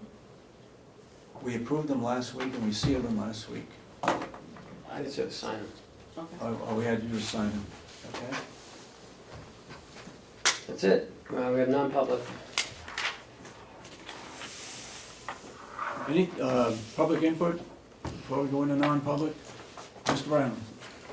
To the Melissa Siemens email that Commissioner Babson brought up, I don't know, is this just another politician talking out of both sides of his mouth? Because it goes back to my question of Mr. Wood and where the New Hampshire Association of Counties is getting their information from the taxpayers to lobby the legislature, as Commissioner Babson is hitting Commissioner Sorensen, I'm sorry, Mr. Wood says they get it from the commissioners, and the commissioners get it from the taxpayers, as Commissioner Babson, and it's all on today's video, as Commissioner Babson is hitting Chairman Sorensen to stop public input. Did I stop it? Yes, you did. Okay. Yeah, it's on video. Okay. But then Commissioner Babson wants to toot his own horn by saying that, I promote transparency and public input. And I that's didn't say clearly, if you watch the video, I mean, it's a hypocrite in everything that's wrong and why nothing gets done in government today. Because people like you talking out of both sides of your mouth. Okay, that's enough. By the way, this is Ron White, not Wood. Oh, I'm sorry, Wood, Mr. White, sorry about The that. other side of my mouth, his name is, what is it, I forgot. The other side of the mouth, it's, All right, okay. My SS2 All right. pens. Anything else? oh, from the nice, Mr. Brown, why did you get that on the film? Wait a minute, wait a It was a minute. little distasteful, Mr. Babson? Wait a minute, let's not get into anything here. Anybody else got any other input? If not, then I'll accept the motion to adjourn. No? No? Non-public. Non-public. Non-public, okay. Make a motion, somebody. Right on your agenda. You wanna go to, make a motion?